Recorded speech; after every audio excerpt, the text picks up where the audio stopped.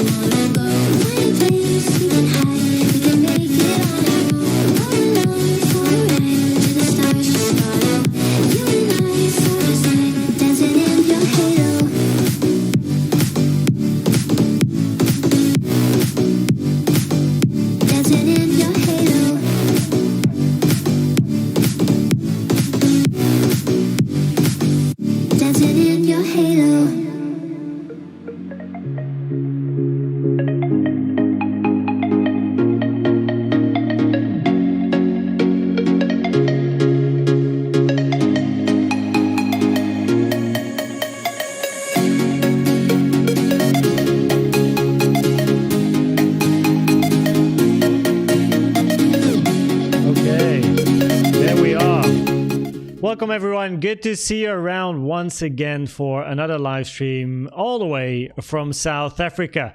If you are South African, I'd actually be very happy to know. There's definitely some South Africans that are following the channel and that are subscribed and that are sometimes active in the chat. And yeah, I'm in your country for the 7th or 8th time. This is, I don't know, maybe the 5th live stream. Try to keep up the live streams whenever I have time, and I will be online for about 2 hours till like 3:15 p.m. Central European time, that is. And then we have some other stuff going on. But in this live stream specifically, what I want to do is first do my analysis that I usually do on a daily basis, and I'll do it live on stream with you as well. Then we go over the different Elliott Wave scenarios where I did have a little bit of I did think a little bit about the Elliott Wave scenario, so I do have some new stuff coming. But I yet have to put it on the chart, so that's what we'll do today as well. And then, of course, I do a little bit of a rundown with the probabilities. Thanks for pushing the hearts. I can see the hearts moving up. And then, of course, we go into the chatting section, and we can hang out for the remaining time that we have together on this Saturday. I hope you're doing good. How are you guys doing? Nick K, CQ, Raymond, good to see you again. Thanks, man. Welcome. Nick, welcome, of course, and CQ as well. Flotty. Meal from Austria to South Africa. It's race weekend in Monza. It definitely is. And, oh, wait a minute. At 3, it's quali. I might actually stop the stream at 3 p.m. instead of 3:15. I was like, oh, I can stretch it to 3:15, but I forgot about Formula 1, which starts at 3. Okay, we're going to think about that. Good. Errol Suleiman, what's up? Hi guys, this is a nice surprise. Yeah, live again. Mark Dutch, how you doing? Not eaten by a great white, not yet at least. I'll try to keep it that way. There was this video going, have you seen it? Like there was this video going quite viral on YouTube Shorts of a guy in Egypt being attacked by a great white. Now that's of course not really, or a tiger. I'm not sure which, either or.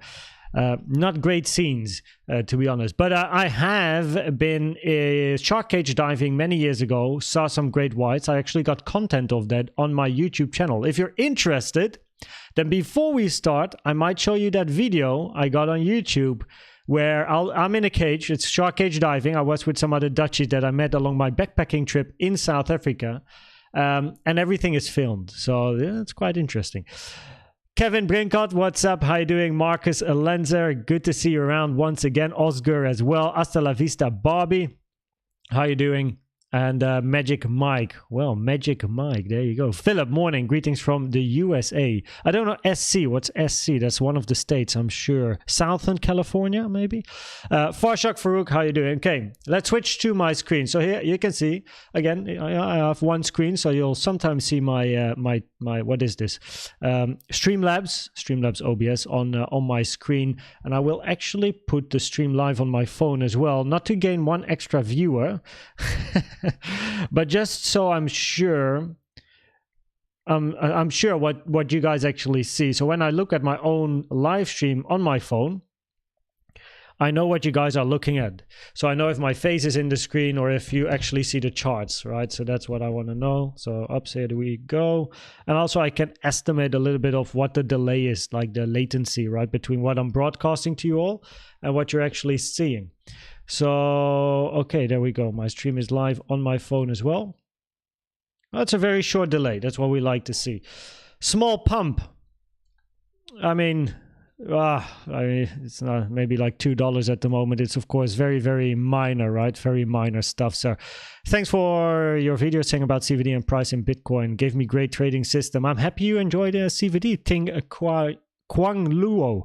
CVD is great and I very much recommend, and of course because I don't have end screens at the moment, right? So if we go, wait, let's change. If we go to my YouTube channel, of course I don't have end screens at the moment with the lives, but I do have a video. If you don't know yet about it, like CVD, let's see, I hope I can find it like this. Yeah, there you go. So this video, also the best, like the most viewed video on the channel, but this is about CVD, and I love CVD. I love using CVD, and I'm happy to hear many, like also people in Discord and everyone enjoys CVD. There was a question about, can you have CVD on your phone in Discord, actually? And yes, you can. I actually forgot where the question was written, but I'll check it later, but maybe the guy is here live. So yes, you can have CVD on your phone. Let me actually show you what you need. So first of all, before we then jump into the content, right? Let's first get this done. So you need the app, and actually this is a little bit of a question mark because there. Wait, let me check OBS here. I need to see what you guys are seeing. If I show my stuff on screen, okay, there we go. So there is an app, right? That is called AGGR. So maybe it's in the store.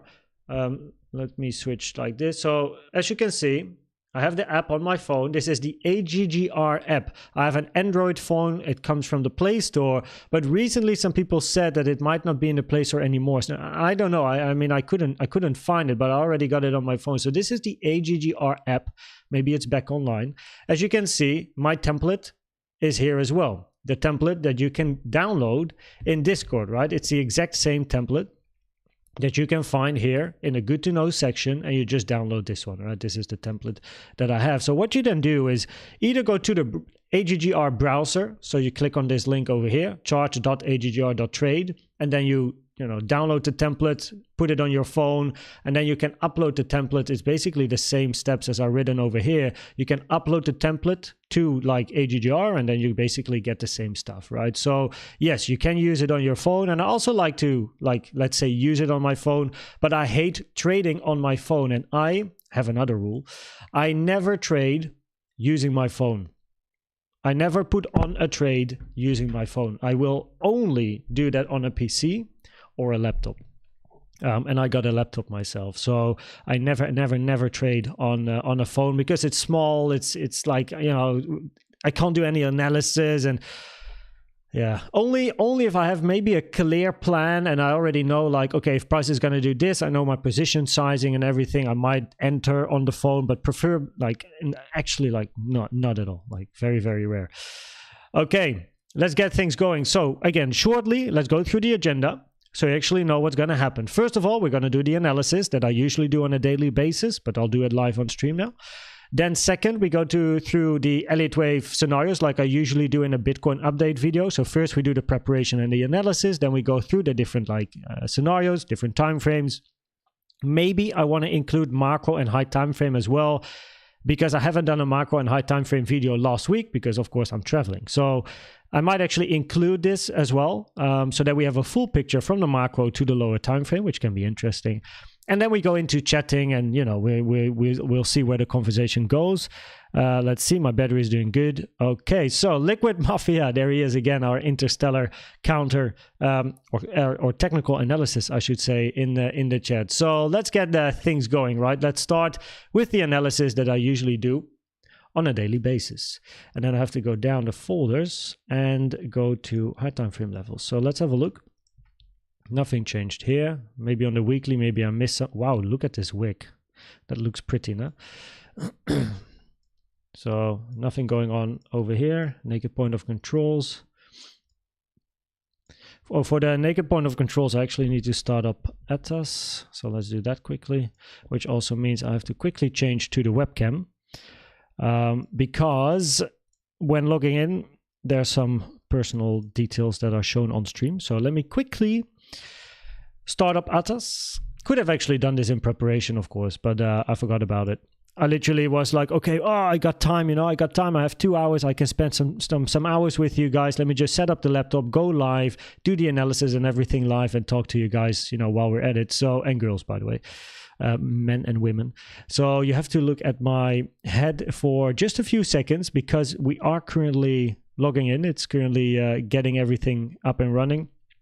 I clicked on connecting to ATAS. That's the beep you just heard, which makes us log in. So we're almost there, and this is part of my daily routine, right? So yeah, I have to wait a few seconds for ATAS to get up and running. To actually check the point of controls. Yes, I can use volume profile as well, and there is another indicator that I like to show you in a second, but I like to use ATAS as it is more accurate. So okay, there we go. So we have ATAS over here, and then we go to the daily chart. And for the people that don't know, the gray lines here are the daily naked point of controls, and the yellow or orange lines are the time naked point of controls. And I always like to write both of them down. So we do have a new one over here at 26 26K and 27,200. So we actually have two that I don't have on my chart. Now, of course, usually I'm very, very well up to date with my levels and analysis because I do it every morning, but not when I'm here in South Africa. So what was the other level? 26K. So let's write this down, 26K as well. So these are two interesting levels, right? And then we have the time naked point of controls. Up. I think the one down here, 25725, might actually be hit. 25. It has to be hit after 2 a.m. in the morning. So this is the candle for 2. So 25725. It's not hit. Okay, 25725. Put that on the chart as well. If you want to copy a line, press Control, like click on the line, press Control, and just drag it, and then you have a copy. So 272. Wait, no, I'm messing up. 25725. I think that was it. 25725, and then we have 26625. 26625. There we go. We do have 27925. I think we already have that one. Double check. Yes. So many point of controls in this area. Hey? High time frame point of controls, always interesting. So then I change template to my weekly and monthly level. So the weekly is 26K. So this one goes to 26. And the monthly is, well, oh wait, a new month has started. The previous month point of control, which is this purple line, has already been hit immediately basically on the first day. So yeah, there's no monthly naked point of control, so we can just move the current monthly point of control to 25775. 25775. So these are now the current monthly point of control is for me not relevant. Like usually further down the month it starts to become more relevant. The current weekly point of control can be quite interesting. So that's why I like to have that on my chart. But usually in this folder, what you see are the higher time frame weekly, monthly, yearly point of controls, and the weekly, monthly, yearly time naked point of controls. So that is what I usually look for. I don't pay too much attention to the current week and current month, but I like to have it on my chart it's just visuals, right? Just to know. Now, if you don't want to use ATAS, there's two other ways to determine point of controls. First of all, using the volume profile stuff. I have a great video about volume profile on my channel, so I won't go in depth, but basically what you can do is you select one day, whatever. If this is one day, for example, you select from the beginning of your day to the end of your day. Make sure to toggle extend right off, and then the red line is going to be your previous daily point of control, the previous day value area high and value area low. That's how you then do it. Same for the weekly and also for the monthly. So on the weekly, you can use a 4-hour time frame, and then from the beginning of the week to the end of the week, you pull a volume profile and you'll get some insights. And there is a indicator that I recently found that I don't use myself, but I saw it in another video. So I just want to tell you about it, which is from the famous guy, marker. Oh, here, this one.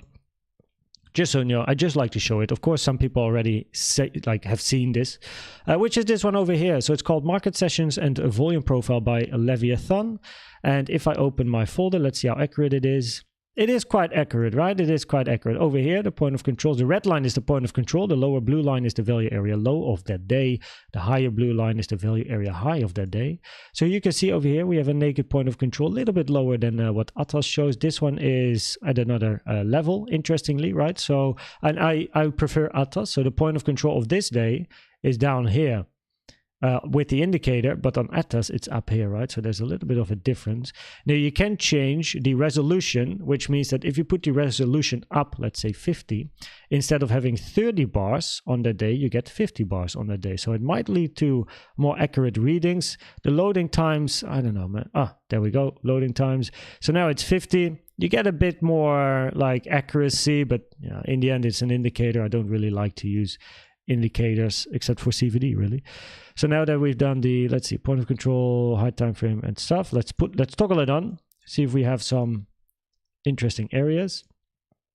Let's actually turn this one off or not. Yeah, it's not relevant. And toggle on my target boxes. So to the downside, we do have a daily and a daily naked point of control. The problem is it's below this double bottom. It's very close to 24.7K. So let me just pull for now a fib from the high to the low. Toggle on my standard. Yeah. This is an interesting level, eh? And it also then fills this gap. So what I want to do, so this is how I go about it on a daily basis, right? That's what I wanted to show you as well, is I now, you always see those target boxes, right, that I have on my chart, which is basically confluence areas. I have a video about how to make target boxes on my YouTube channel. It's called How to Avoid Analysis Paralysis. In case you're interested, you can check that on the channel. So this is then daily block, order block, golden pocket. And I write order block because I know that, if I go to a higher time frame, this section is going to be an order block, let's say. So I just write that down. Golden pocket is also always an interesting area.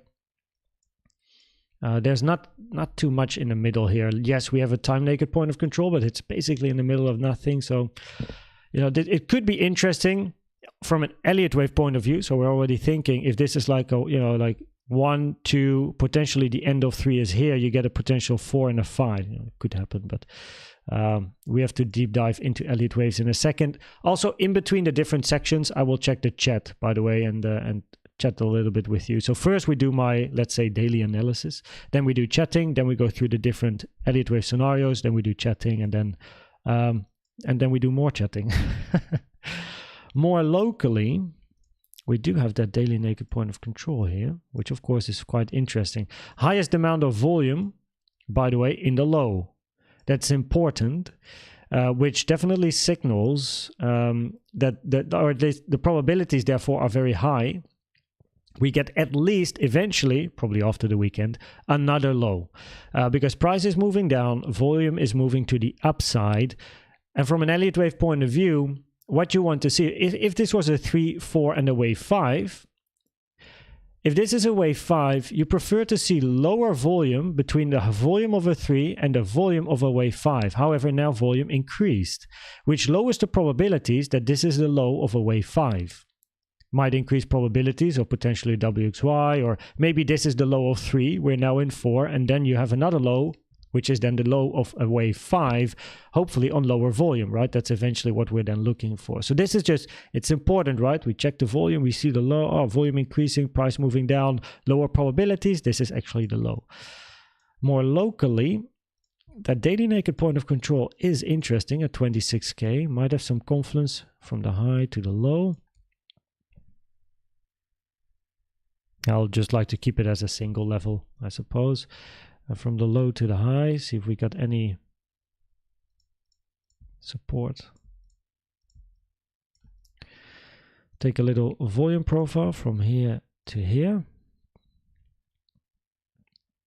Always interesting, just in case, right? Price can come down, value area high in confluence with the 05. This point of control confluence with the 786. Throughout the weekend, usually you don't expect too much, like you don't expect to take big lows, because if this low is taken, right,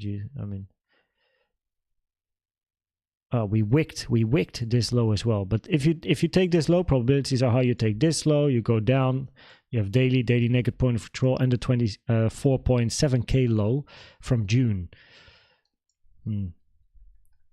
But there's not too much going on except these levels over here. So these are interesting. Golden pocket is always interesting as well, but let's see what happens. Anyway, now that this is done, chuck. So we got some more levels on the chart now. Of course, I remember the point of controls, right? We got over here 26K, so I remember that. And now we go into the Elliott Wave section, and I like to zoom out first. And before I then analyze Elliott Waves, let's see what you guys are writing. Liquid Mafia, I need to do an update. It's good to have updates. It's good to see your updates. Queenie Course, how you doing? Good to see you here. Johan Rochana, ETH update. It's going to be a Bitcoin update today. Ines Carrero, hello Koenz. Is trader your only job? or esports as well. I mean, when we talk about jobs, I don't have a job, but if I like what I do for a living, I suppose is I'm an entrepreneur, you could argue. Just like I have I do three things mainly. I'm a keynote speaker, so I speak globally at events across the world, where I speak at conferences, I speak at universities, all that stuff, which is often related to the gaming and the esports industry. Or I speak about topics regarding gaming children, so parenting gaming children, or to healthcare professionals on how to cope with gaming children, which is a niche specialty that I have. I'm also an author. I have a book. It's not translated in English though, but I do have a book which is popular in the Netherlands, which is aimed towards parents and professionals that cope with gaming children. So that's another niche I have, which is also a separate business. And then trading. And the thing is, look, like you can you survive from trading? Yeah, I can, but I want to do more than just, I guess it depends on your style of trading. So trading wise, I don't necessarily have many trades a month, right? Like between, let's say, 10 to 20 on an average, in an average month. And I have to wait for trades, right? So I have a lot of time that I can spend to other stuff. And my passion, right, since I've been young, for 17 years, I'm involved in the gaming and esports industry. I started as a professional gamer, became a host on television, a speaker, a board member at the Global Esports Federation, which I am as well. So I like to do other stuff. And that's like, I love that industry. I love being in that industry, speaking, traveling. I just enjoy to keep that up while I have doing trading as well, right? So I think that's also important for people that have a full-time job. Like, so of course I have more flexibility because it's my own, business type of thing. But if you have a full-time job, find a trading style that suits your job. Like you don't need to be a scalper and be on the chart every hour to try and take 5 trades an hour. You can wait for your setups, right? If you have a strategy that maybe is a swing, or like a strategy I have is more of a day trading type of strategy, where I know that once the level is hit, which I find interesting, it will take hours before eventually my setup will show or not. So I'm very patient. I have a lot of time. So it just helps if you have a job and you work a lot and you can't really trade or sit behind the charts too much. You need to have a strategy that works in your way of living, I suppose, right? So will we see 26.5K again? Possibly. There is a scenario I have in my head where that could happen. CDOMs, how you doing? Pumping the logo in the live chat. Actually, I think that might actually be the first time over here that the logo is used. Alif Ahmed, hi Koen, what is the color background? I really like it. Thank you, first of all. And secondly, I think I once wrote that in Discord as well. So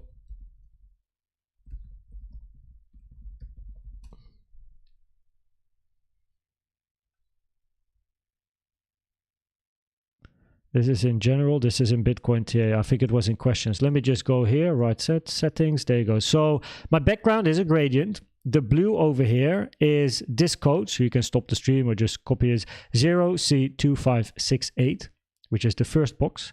And the second box is just black. That's how you get the gradient to the downside. And then if you want to use the candles, I suppose, then we go, where is it? Over here. So the body, border, wick. You can see the gray over here is just the one in the middle. It's a fifth from white. So 1, 2, 3, 4, 5. This one. And orange is one I made myself, which is hashtag AC3DOO. There you go. So there you go. If I already sometimes see some charts popping up in Discord with the exact same color code, which is nice. It's fun to see. It's nice to see that people like the aesthetic, and also I can see people pulling fibs on their charts, and I can see they use the different colors of the fibs that I use as well, which is nice. So it's very simple colors. It's just all basic. The pink or the purple. These are all colors you can just get in yeah, this type of green, same green, orange, and then eventually the 886 is red, right? So it's all the same stuff, or it's all already in the colors there. It's the Netherlands color, yes it is, but also I don't really like green and red, like the red of candles, because it plays with your mindset. And yes, I want to have a distinction in going up and down. So of course down looks red because it's orange, it dark orange, red orange, you know, but it's not red as the traditional candles. And green becomes gray. So sometimes people talk about having one color for all the candles, but I don't like that. I do like a little bit of a distinction, also because it makes life easier when counting Elliott waves, because I need to know when, you know, quite clearly when something goes up or down, and I just want to be able to see it when I look at the chart, like, okay, this is a candle up or a candle down. But from a mindset point of view, it might help to have one candle color, but that's whatever you like, of course. Some people like a white background, but you know, I don't really use a white background. Oh, from my jacket. yeah it's like, I love this jacket. I had it in the stream yesterday as well, and yeah, it's not warm. It's not warm here in South Africa at the moment. It's been a rainy morning as well, but yeah, okay. Hasta la vista, Barbie, by the way. Welcome. Honor of Kings and Chill. Good to see you around as well. And always a pleasure, Ines. Always a pleasure. So let's continue now with the Elliott wave analysis. So we have done the horizontal levels, right? We checked some stuff locally. We know some areas, put some new target boxes on the chart. So we've done the analysis part that I usually do on a daily basis. But now it usually includes the Elliott wave bit, which is what we're going to do now. So you can see I have many folders here actually. And because I do want to talk about the macro, I will at least check the macro as well. So because we will do it when we do the summary of all the different scenarios. I do want to include the macro because I actually didn't have a video last week of the macro. Now, of course, not too much has changed per se. So let me just quickly go through it. Of course, I will explain everything you see later. This is just the analysis part. So I just quickly have to, I need to have a look at how things are looking.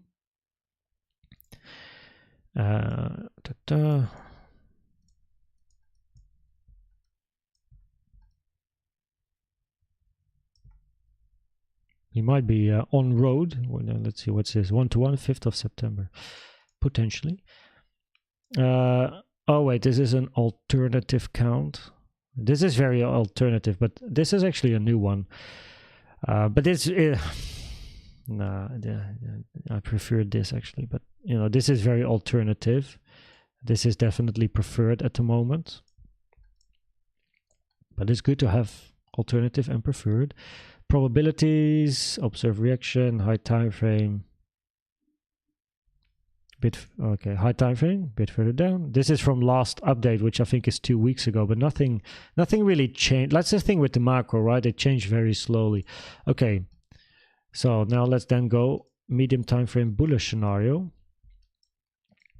which becomes a little bit less. It becomes, yeah. I'm gonna remove this one. It doesn't make any sense. So I'm gonna have a new bullish scenario.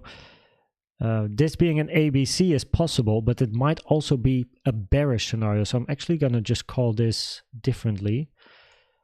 I'm going to call this low time frame ABC because it might be part of both. It might be part of the, how can I say this? This three-wave structure can also be a wave one in potentially a bigger diagonal. And that is a scenario I was playing with in my head before I went live. So this can be like in the bullish scenario, you know, low and you want to see a move up, but it's very, very unlikely that this is the low, right? So, and also counting this up, we already invalidated this being an impulse. It also retraced too deep. It even took the low over here. I mean, you know, it's invalidated on many different occasions, many different ways, basically. But we already, you know, when price was up here, right, we said, like, you want to see a wave 4 and then another high in a 5. We never got that new high, right? So we just moved to the downside. But this being an ABC can be correct. And what I actually like to include this time is the 0.382, which is, let's use standard. Chuck. Chuck, chuck. Tapping them heads. There we go.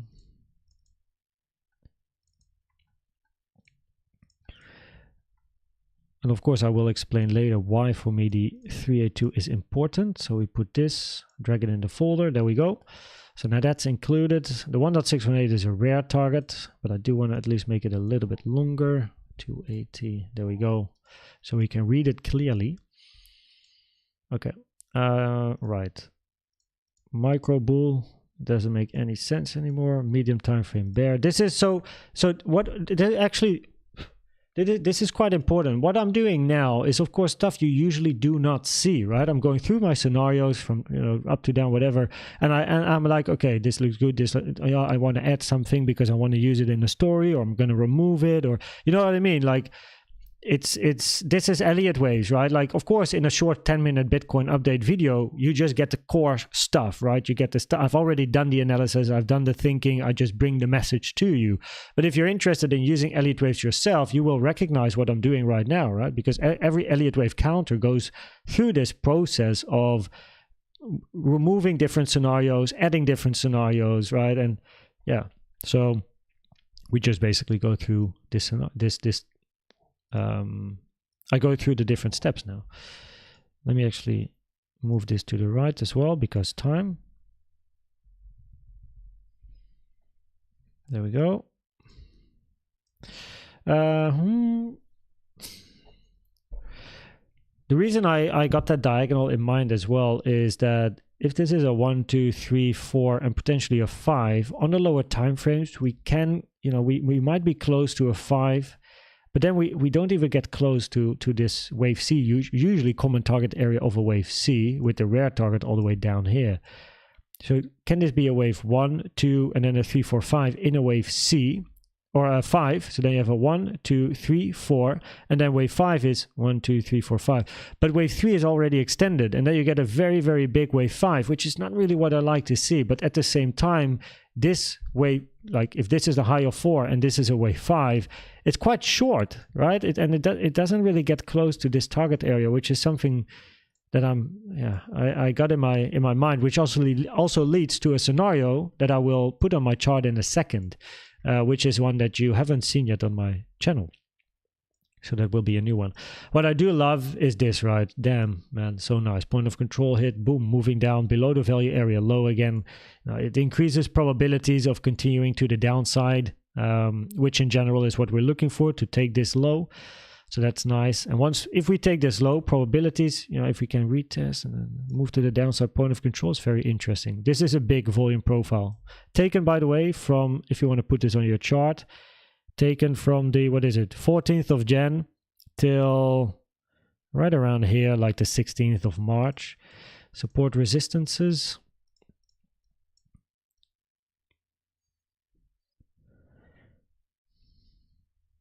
No. Low time frame bear.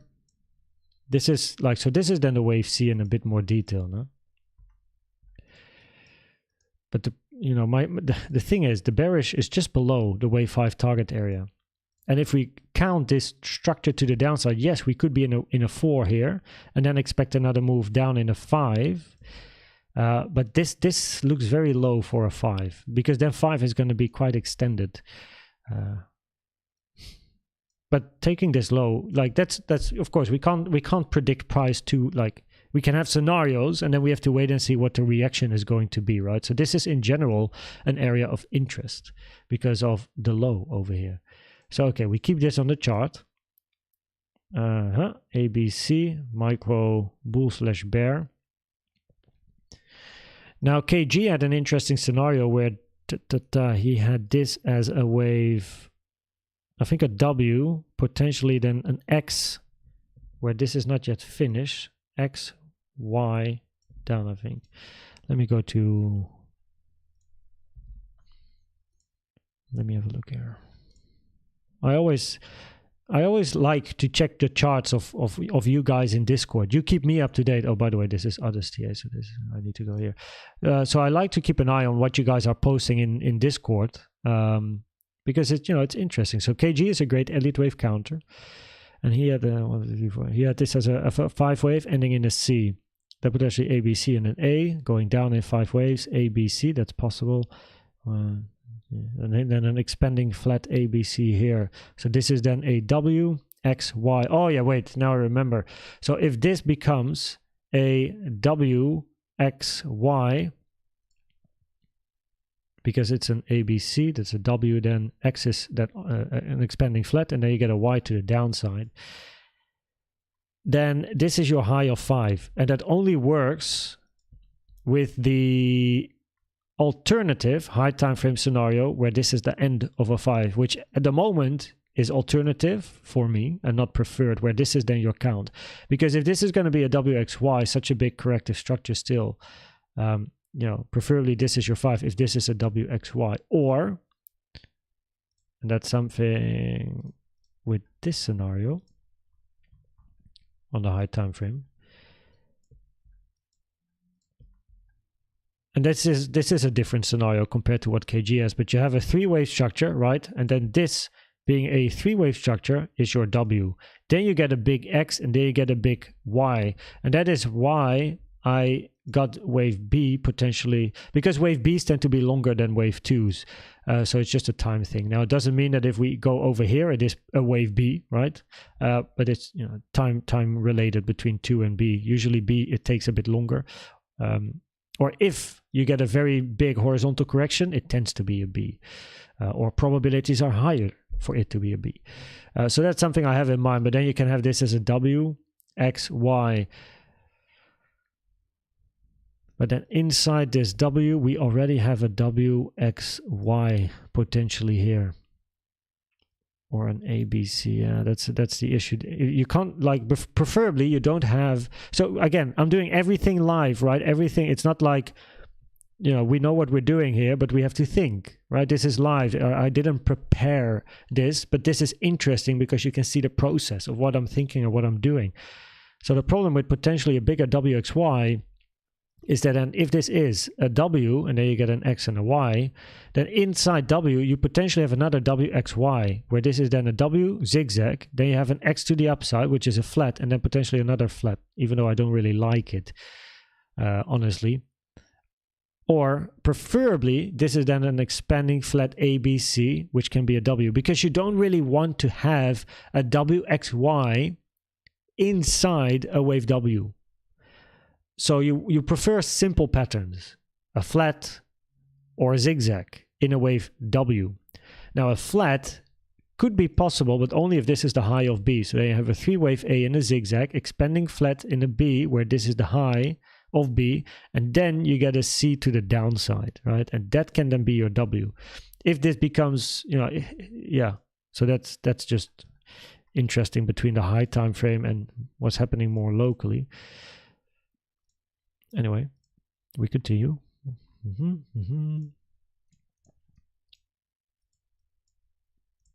Where's my... Oh, right. I'm inclined to remove this now. It doesn't really make sense anymore. We moved quite far below as well. So, yeah, we remove... Oh, we just do this. Okay. Check CVD. Bearish CVDs at the high, we can remove those. Check if there's anything happening locally. And then I make my new scenarios before I then chat with you in the chat again.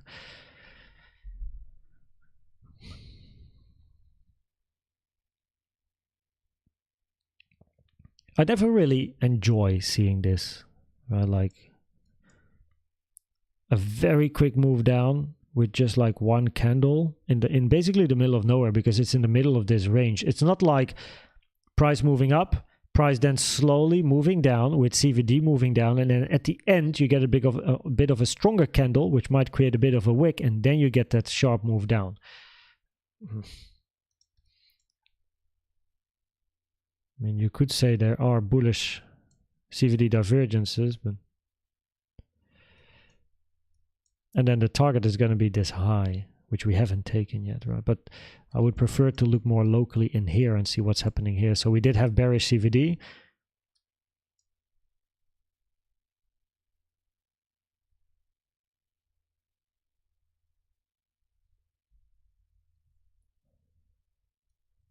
This is a big wick, no?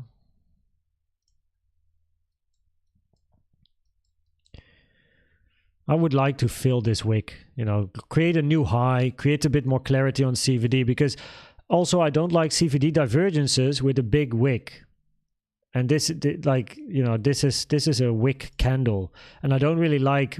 So if you would create bearish CVD here, I don't really like it because of this candle. There's probabilities in the end. So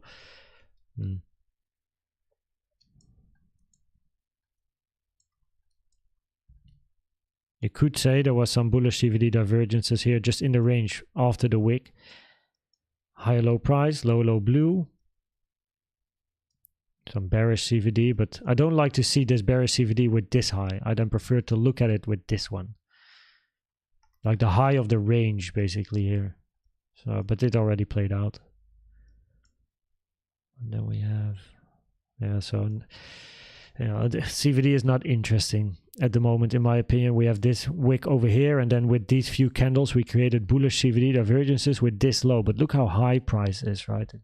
It's just, news, I mean, news, it's weekend now. We did have news the past week.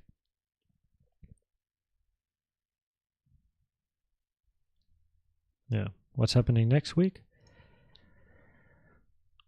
Wednesday the 6th, we have some high impact news at 4 p.m. Central European time. You know, that's good to know, but not relevant at the moment. So that's when I drag the news folder out, because I don't have to be memorized about it. And then the probabilities. And I still have to make, where's it? Oh, there. This is old as well. Remove that. And now we start creating new scenarios. But before I start creating the new scenarios, you know, we clean it up over here. Everything on the right is relevant now. Let me actually clean it up a little bit more. Let's make the ABC go down as well. Get the low down, only scenarios. This is bull bear. Yeah, bull bear, because first to move up, but we already got to move up and then down. So that's done. Basically, this scenario is done, but I like to keep it on the chart for now. Nice. Clean that up. Looks better. Takes some time, but here we go. So before I now start working on some new scenarios, what's up? It looks like the probability of going to 23k is higher. Yes, that is correct. That is correct. Oh, and you're absolutely right. Honor of Kings and Chill. Honor of Kings and Chill. Yeah, correct. So locally, what we've been so when price was over here, right? We made the we did the live stream where we were then looking for a 4 and a 5, because if this is a wave 1. And you have a range in a 2, you want to see a wave 3, probably a long 4, because then 2 is so long in time. So either at least a longer 4 than what we had over here. And there were multiple reasons to think price had a higher probability of going down, more like thinking more locally, what we saw over here. So of course, on the higher time frame, we always already said the probabilities are higher for price to move to the downside still, you know, go to lower prices. But even more locally here, there were a couple of signs that probabilities were higher to move down. So let's quickly like mention this. First of all, if this is a wave, so no, let me start differently here. Let's start with the pump. This is very wave C behavior, because for a wave 3, what I prefer to see is structure. There's no structure here. It's just boom, right? And there's no structure really leading up to this big push. So I said as well then in the video, it's wave C-ish. There's not really a nice bit of a structure like a 1112 or at least some waves before you get that move. It's like boom, it just comes out of nowhere. But that being said, what's interesting, if this is a wave 1, this is a 2. 2 is quite long. Did retrace to the golden pocket, but it's long in time. So for a wave 4, you usually want to see a bit longer, right? Of course, wave 4 can be short, but you want to see a 3-wave structure, and it is quite difficult here to look for a 3-wave structure. And also, so you want to see a 4 and a 5. Well, we never got that 5th wave to the upside. Price moved down. And then a sign that we might actually go to the downside is that with this move to the downside, price already retraced to the 0.5. And if I mean, I could take it from the low here, and we're close to the 0.5, so it doesn't really matter too much. But if this is the first wave of a wave 4, because you can't really clearly count a three-wave structure in here, if this was the first wave of a wave 4, for then a move up and another move down, it already retraced to the 0.5. It's not really what you want to see in a wave 4, unless maybe it's a triangle and then a wave A, B, C, D, E, where then the last two waves are not going to go down to the 0.5. But that means you want to count a zigzag here, but you can't count a zigzag in here, right? So because it retraced so deep to the 0.5, which is a maximum target for a wave 4, with the first move down and not having the ability to count a nice three-wave structure in here, probabilities were higher that eventually you get a move down. Then we were expecting a move up, test some resistance before then a move down. Of course, we don't know what kind of move up we then get. Well, we got a bit of a wick. There was a daily naked point of control here. So, you know, that was nice. But eventually it then fell over to the downside. Also, another sign, of course, is like this volume over here. Volume is high. So yeah, for a 4 and a 5, you want to see a new high on lower volume. You know, we just never got it. So these were a couple of things from also an Elliott Wave point of view that could hint or give you increased probabilities for a move to the downside just by reading price action in combination with the fibs. And especially this structure in combination with retracing to the 0.5 was, you know, gave pretty good probabilities. Pretty good, I mean very good probabilities for price to move down. So that was then also the higher probability scenario, right? This is a C and then price moving down. And now we are here. So yeah, you're absolutely correct, Mundo. Sorry I'm late. Did I miss anything? I'm doing my analysis now that I usually do on a daily basis. So you just missed a little bit of the start with some new horizontal levels. Welcome, by the way, QZ World. JMob, hey mate, based on vector candles, we have targets at 34, 17, 10, 7, potential bottom.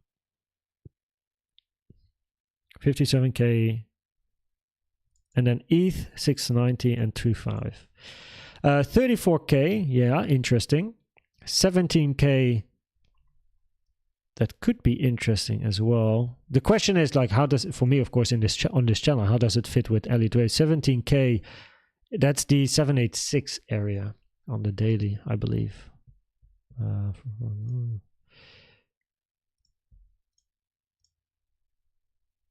Oh no, that's even deep. Yeah, the 886, the 17k is not something I would like to see already. I like, from an Elliott Wave point of view, probabilities are higher. You first take the high over here before seeing 17k.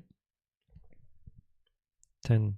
Oh yeah, 10.7k, that's on the macro. Of course, it is a possibility, but then you want to see price first moving up and then you get that down. Interesting levels though. 57k. 57k is a very big resistance in general. Or, well, actually it's just above, but that area like 39 to 50k is very important, and 57 is just above, but you know, it's an area of interest. Dutch is your Netherlands. So Dutch, basically, as we call it in our language in this sentence, is your mother tongue? Yes, it is. I am Dutch. Oops. I am Dutch indeed. Wat betekent dat ik natuurlijk ook gewoon Nederlands kan praten. Alleen als ik Nederlands praat live op stream voor YouTube, dan kunnen de meeste mensen het niet verstaan, omdat het een internationaal kanaal is. Dus om die reden doe ik alles in het Engels, want anders hebben we een probleem. I think for the Dutchies here, it's quite weird to hear me talk Dutch. That's what I always experience if I watch an English stream and then out of nowhere he switches to his Dutch language. What's up, Seprin? What if the lower 25 3K is a wave W? 25 3K is a W, so that is this one over here. And top 31K is X. So now we are in a wave Y.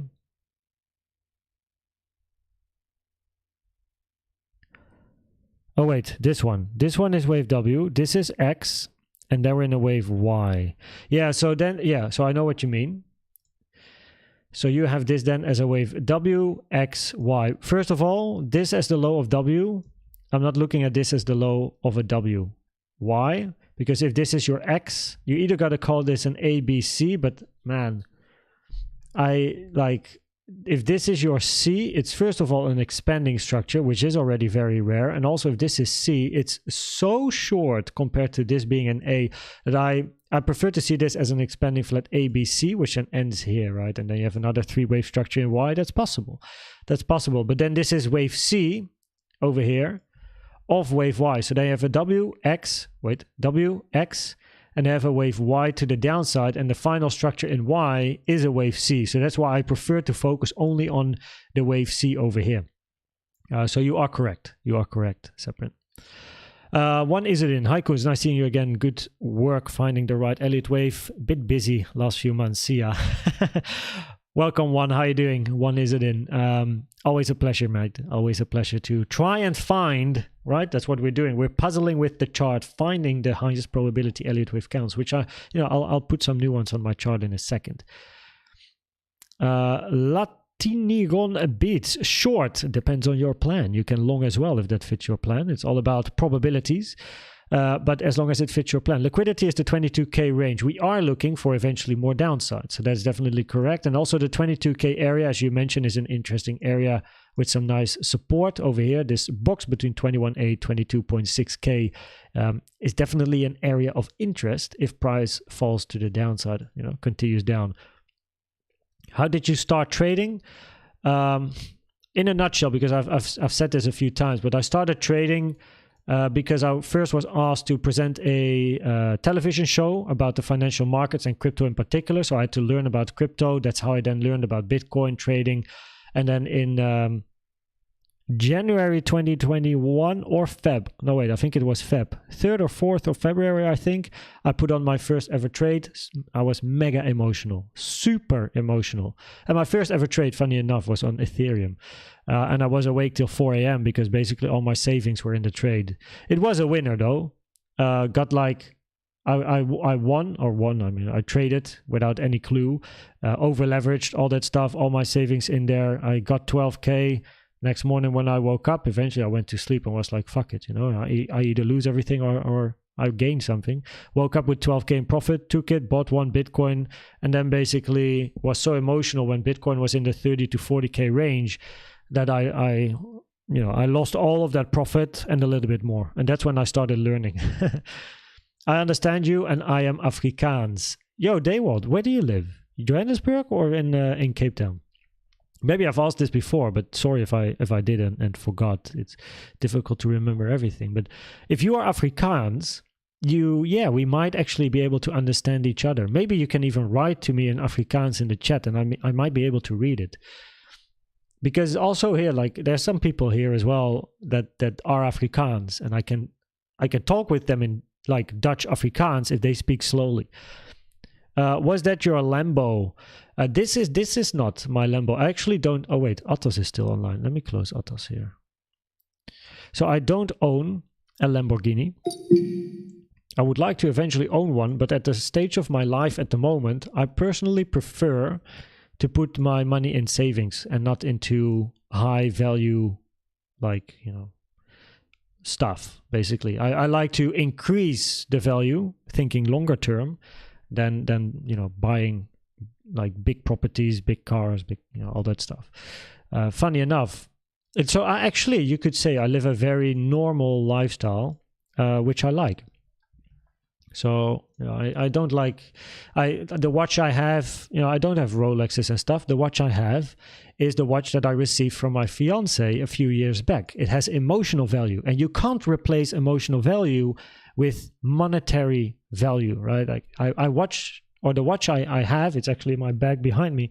I received that one from my fiance, which has emotional value, which for me is much more valuable than any watch I can buy. In the Netherlands, I prefer traveling by train instead of driving a car. Reason being, I like to work in the train, right? I can open my laptop and I can work. Of course, you can hire a driver and all that stuff, but I don't need that, like that thing. I just sit in the train. I go to first class or second class or whatever, whereas, and then I open my laptop and I work. Yeah, and that's what I like. We casual here. Would I eventually like a Lamborghini? Yes, absolutely. I really like the Huracan and the Aventador. Like, sure. Yeah, nice cars. Could definitely have some fun with them. And I like to go, I like going to the track, like racetrack, karting, go-karting. With some German and English knowledge, I think I can understand some of what you said. Definitely possible. German, English. German might sound familiar maybe for people from the outside. Time to get all in. This is all normal and healthy. What's up, the Fox? Yeah, depends on your plan, of course. You're in Joburg. Okay. Yo, Edward Park, what's up, mate? De Wald. Ja, ik blij. I live in... Ik blij is like ik blijf in Dutch, which is like ik blijf probably, therefore it is ik woon. Ik blijf in Johannesburg. Ik ben begonnen met traden 4 jaar terug. Okay, so 4 years in the market now. Nice, I went to Johannesburg once. Actually, many people are moving out of Joburg to the Western Cape, I heard, because of...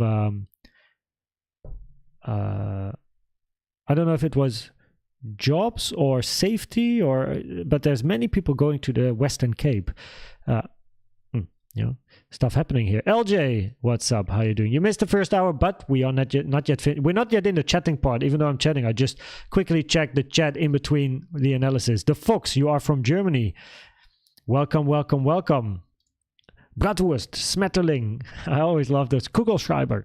I love those words. Okay, let's now get to new scenarios. So we have over here the medium time frame bear, low time frame bear, right? 5 waves to the downside. A micro bear, which basically was the ABC up and then, you know, price falling over. So I'm not sure if I want to keep this, but that depends on what we're going to do now.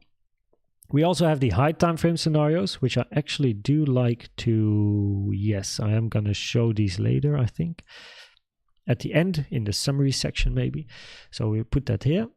And so I have to think now. Bearish scenario, basically. Well, actually, this is now the... This might now change to the bullish scenario. Because after then we expect a 5, we expect continuation up, and I have a more bearish scenario in my mind. Now this is still medium time frame bear.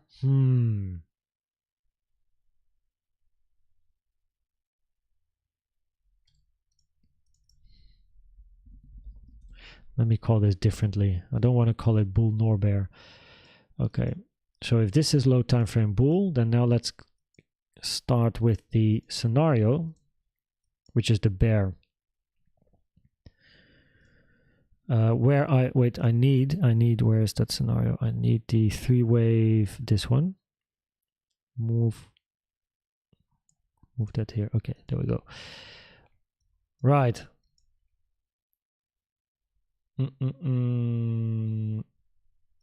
Make this white, minuscule. I like to color code my my lines. I like to keep this gray though, because of it's a more rare target. However, recently, how many wave Cs have we seen going to the 1.618? I can also, I can like almost call it a common target nowadays. Jeez. Okay, let's take a fib here from the high to the low. The 382 is hit, which is for a contracting diagonal a very rare target. Okay. Do I want to put it on the chart? Yeah.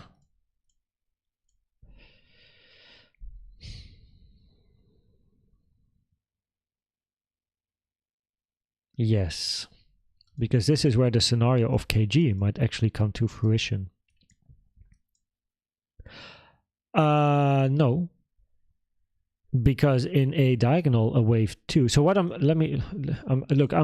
do a lot in my head. Let me actually put it. So if we're thinking about a diagonal, right? So you have wave 1, whoops, and then you have a 2, right? Wave 2 and 4 have to be a zigzag.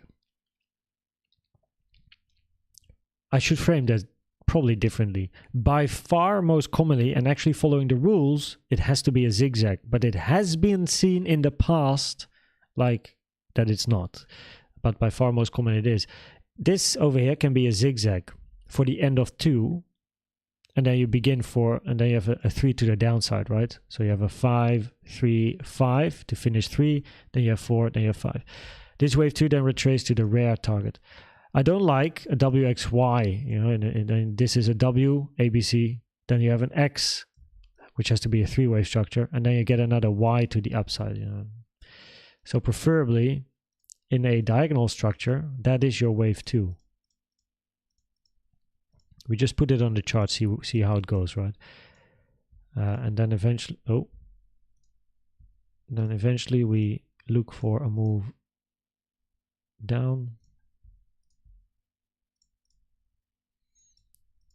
Let me actually make this blue. It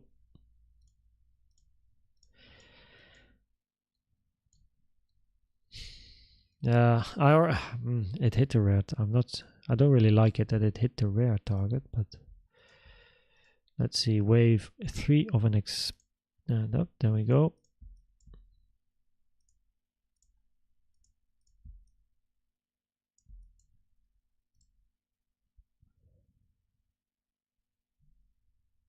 That could be interesting.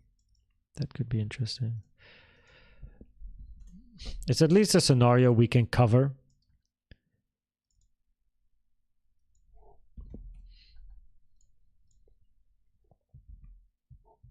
Okay. So this is the invalidation.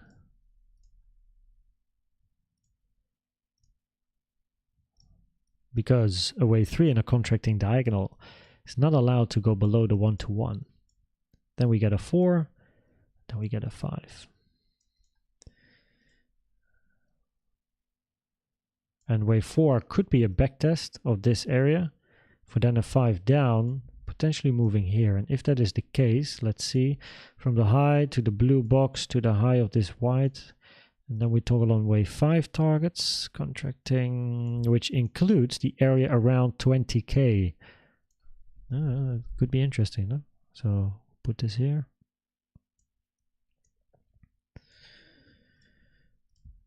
Up, put it all in here. There we go. So the reason I did start to think about a diagonal is because of this retracement to the 382. And the 382 is a bit more rare for a wave 2, but common for a wave B. This 382 taken from the beginning to the low of A. And in an impulsive structure, this is a 1, 2, 3, 4, 5, right? But in a diagonal, this is an ABC zigzag where B retraced to the 382, which is a common target for B. A more rare target for a wave 2. But then wave C went to the 1.618, which is a common target for a wave 3 and a more rare target for a wave C. So that can, of course, be confusing. However, recently we have seen many wave Cs going to that 1.618. A bit of a pain in the ass sometimes. They definitely try to make it difficult, right? Now, in this scenario, of course, you don't expect price to go back above wave 2. Which is then also, it's not, yes, I mean, it is, preferably you don't want to see a complex structure in a wave 2 in a diagonal because you like to see zigzags. And this is a 535, you can count it, let's say like this, right? 535.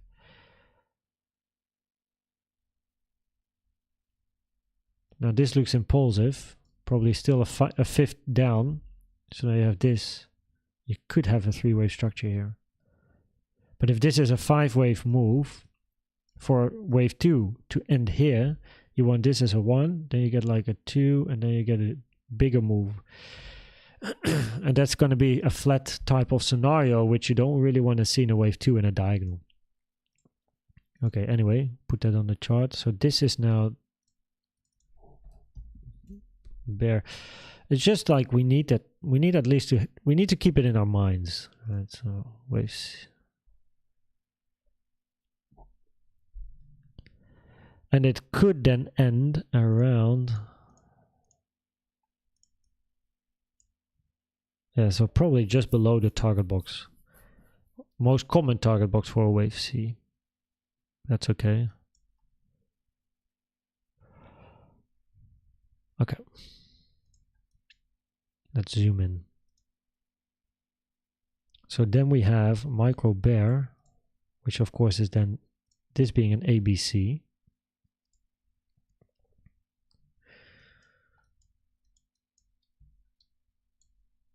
It looks very 3 wavy, right? But I mean, 3, any correction, boom, like, huh? If this is an ABC, W, X, Y, double zigzag, it's awkward. It's awkward.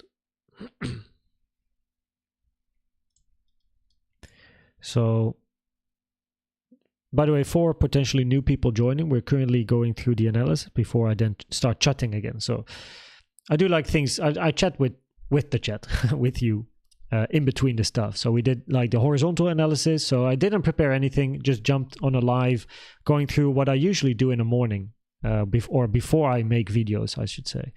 So you can actually see the process. So we already went through the horizontals, which is naked point of controls, you know, high time frame levels, daily, weekly, monthlies, time naked point of controls, some volume profiles, some fibs, new target boxes on the chart as well. So that's all good, all fine. And now we are in the Elliott Wave section, where I first removed all the different scenarios that for me are not relevant anymore. And now we're working on creating some new ones, right? So in the more bearish scenario, what we then of course want to see on a micro is if this is an ABC and a 2, you now want to see another ABC down. Now let's make this the same color for the sake of consistency. And preferably wave A is not yet in. Reason being, this low has the highest amount of volume, and wave A should be a zigzag, a 535 in a diagonal for wave 3, right? Wave 3 in a diagonal is a zigzag. Or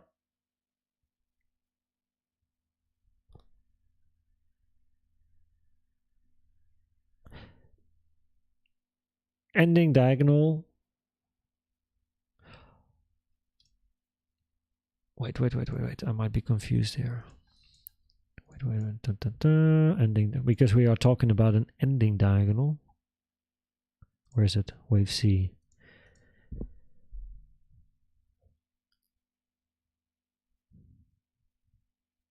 I think an ending diagonal is a 5. Let me double check this. Should be 53535. Ending diagonals 53535 scenarios. The leading diagonal can be a 33333 or a 53535, and I think an ending diagonal can only be a 53535. I quickly want to check this just to make sure we do it correct. Ending diagonal, all 5. Okay, no. Okay. Ha! We were good. Okay, I should just go on how do you call it? Intuition. Okay, we're correct. All 5 waves should be zigzags. So we just continue where we left off. Sometimes you make yourself doubt because there's so many rules and stuff. You're like, you know, you're actually doing it correct, and then you're like, wait a minute, and then you check, and then because you might be wrong, and then oh no, wait, I am correct. Okay, good. So let's continue. So let me Control Z here. Get the ABC back on the chart. There we go. Go to the lower time frame. Right, so where were we? Right, so also part of Elliott Wave counting. So because this is the highest volume low, you don't really want to see that because wave A has to be a zigzag or a 5-wave structure. So a 535 is what you're looking for. And wave A is then a 5-wave impulse. So you can have a 1, 2, 3, 4, 5 type of move. And, you know, if this is an impulse, can you count this as like a 1, 2, 3, 4, 5? Yes, but the low then has the highest volume, which is uncommon. Wave 3 is then extended, right? The extended wave structure, which usually has the highest amount of volume. And then you want to see a wave 4, wave 5 on lower volume. But you can see it's on higher volume, which is very uncommon. So preferably, this is not, or higher probability, this is not the low of 5, but potentially the low of 3. Then you get a 4 throughout the weekend for then a 5, low of A, and then you expect a B. And now this also is in confluence. This scenario is basically in confluence with the low time frame bullish scenario as well.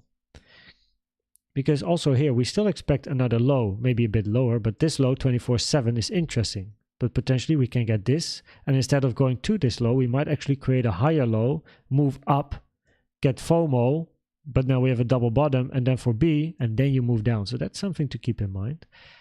All right. But preferably wave A is not yet in. Right? And then we eventually have B, Now, if we look at the target areas for wave B, this is interesting, right? The target area here, the resistance between 27K and 27.2K. You feel this gap, you reach the resistance areas over here, and if we take a fib from the high to the potential low, wherever that is going to be, of A, the golden pocket is always going to be around that target box, right? So that's interesting. So potentially then B over here, right? And then we get an impulse in the wave C to the downside. There's not too much down here though. From the low to wherever the low is going to be to the high. Wave C target area. It might actually reach the 22K levels here. Okay, that's all right. And that's also what we wanted to see with the, yes, for wave 3, this area. Okay, so that's nice. And then we want wave C down here, right? So that's nice, because then you have over here wave A going to like 2470. And then we have wave C. Oh, that was the wrong one. Wave C zigzag. And then over here, there's some overlap common target C, but the 1.618 down here. So all of this, you know, area of interest, especially with the target box as well. Okay, things are coming together. Because of course we try to get scenarios that are in confluence with one another, right? In between the different time frames. So this is the low time frame scenario, like low time frame being like 4-hour type of scenario, 12-hour scenario in this case. And then we expect a 3, which then has to be a zigzag. So then we're looking, you know, low time frame bear, and then micro bear, we're looking for that zigzag, right? Okay. So we're not confused. We zoom out again. Remove some stuff and clutter. So this remains wave C. Either then in a diagonal or an impulse. Bear, deeper. Bull, one more low, and then you go up. Micro bear. Oh wait, micro bull. We need to get the micro bull on.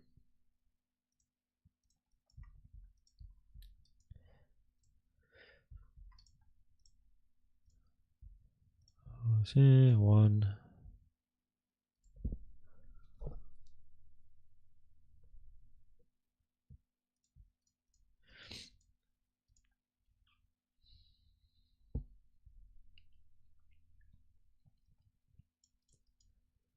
I know that this wave 2, so if you put wave 1 here, this wave 2 retraced to the 0.236, which is very rare. If you put the wave 1 down here, it hits the 382, which is rare, but you know, at least more common, I suppose. It's not really easy to count this as a 5-wave structure, though. It's very ugly. But at least volume increases here. Then you have this range. And down. Can it be 1, 2, 3, 4, 5, or 1, 2, 3, 4, 5? It just feels like it's not over yet. Without going into like micro counting 5-minute stuff, it just feels like it's not yet finished. Now we can pull at least fib from the high to the low, 0.5. That's like usually a maximum target for wave 4. Oh, would you look at that? We are currently hanging against the 236, which is a target for a wave 4. A little bit less common. And we do have, wait, we do have a daily naked point of control just above 26K. Okay, let me put the 236 on the chart. Move this to the right. Wave 4. What could be interesting, of course, is hitting this gap over here. Key area.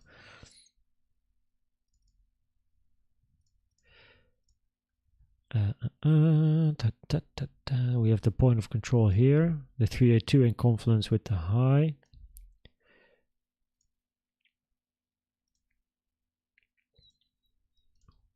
White box. Probably want to make it a little bit longer. Both sides really. 290, 350.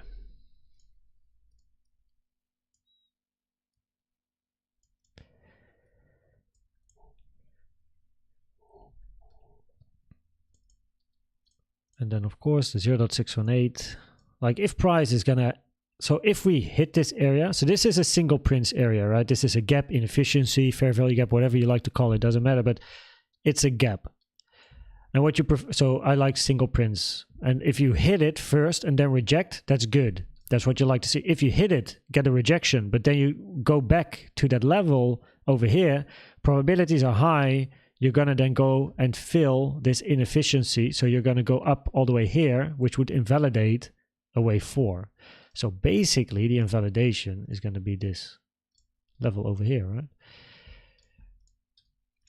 right? This is the micro, funny enough, it's the micro bull, because after a 5 down, 5 waves here,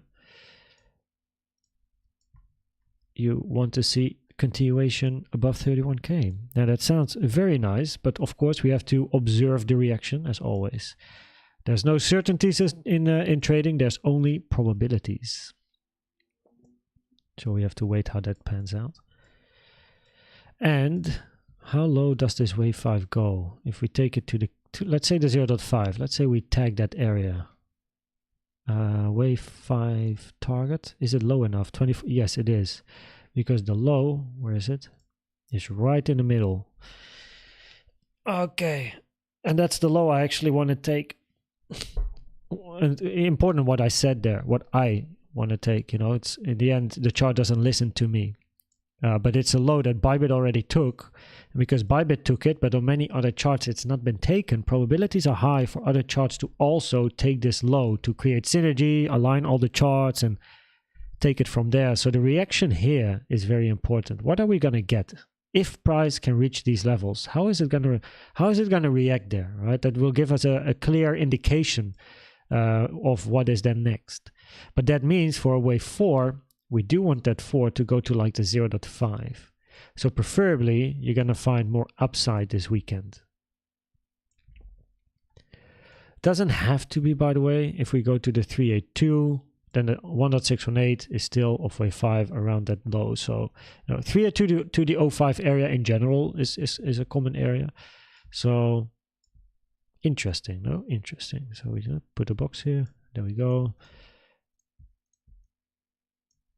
Micro bull, pull that there, actually put that here. Wave C is neutral, low time frame, okay. Whew. And there we go, I think. Now we can kind of do the summary coming up. More locally, you know, that's like, so yeah, it's weekend. Usually weekends tend to be rangy, you know, wave 4-ish. I wouldn't mind just a sideways price action. Fill this wick, potentially. Now we do have the golden pocket here, a bit of an order block 1, order block 2. So of course, you know, we can think about 3-wave structures, but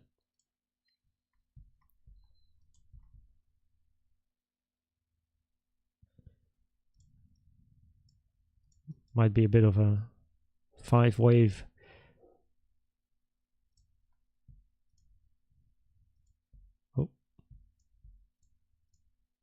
Nah, hit the golden pocket. So if this is a 1, 2, 3, 4, 5, wave 4 hit the golden pocket, taken from the low of 2 to the high of 3, which is not really something you like to see, right? Kind of invalidates a wave 4. So less probability, it's an impulse.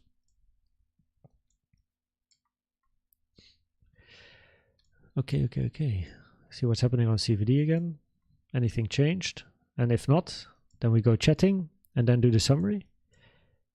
And then Formula 1 starts. And I will have a Bri coming as well. I can't actually finish watching Formula 1 till the end because we have to go. That sucks. I have to go probably in Q... Probably when like Q3 or Q1. Wait.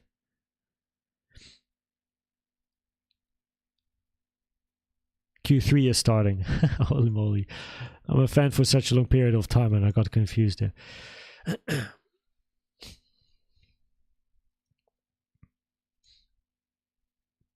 Yeah, CVD is, man, it's kind of like useless. Okay.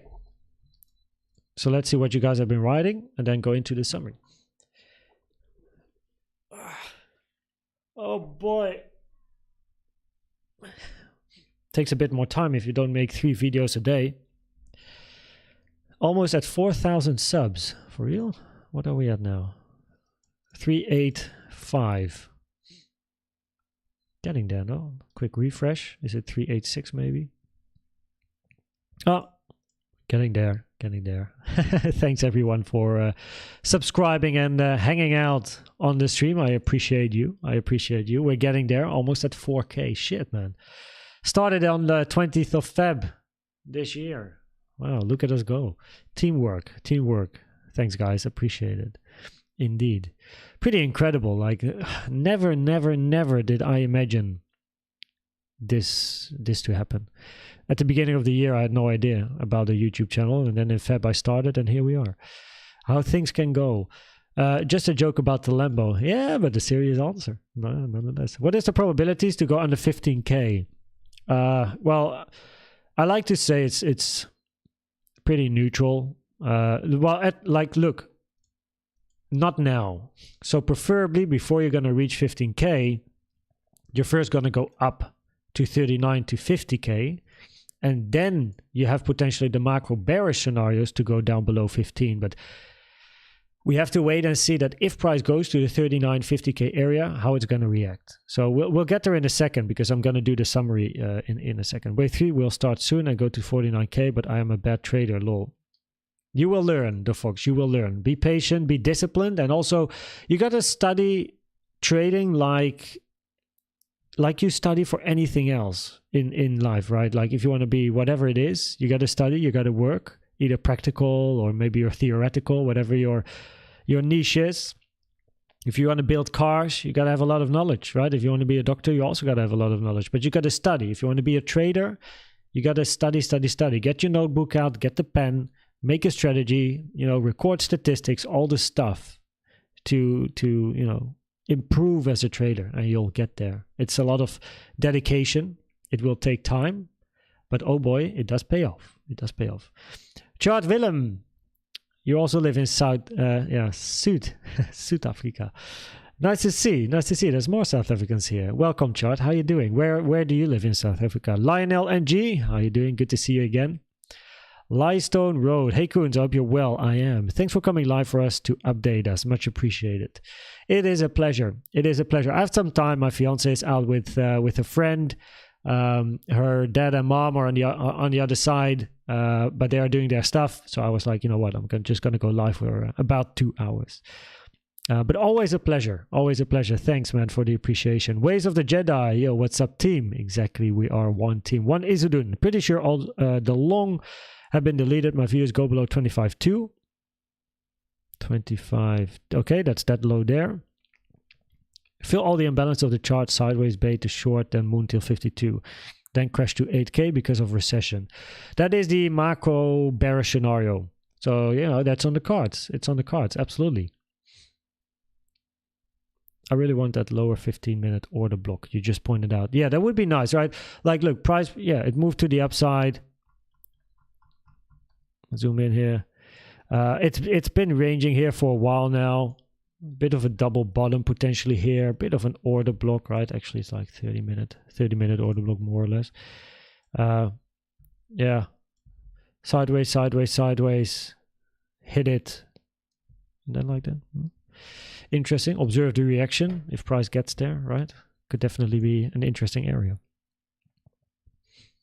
I really want to know one of my rings charts. I have 23.6 as an important target, and then 19.7 if 23.6 is broken. 23.6 and 19.7. Those sound familiar.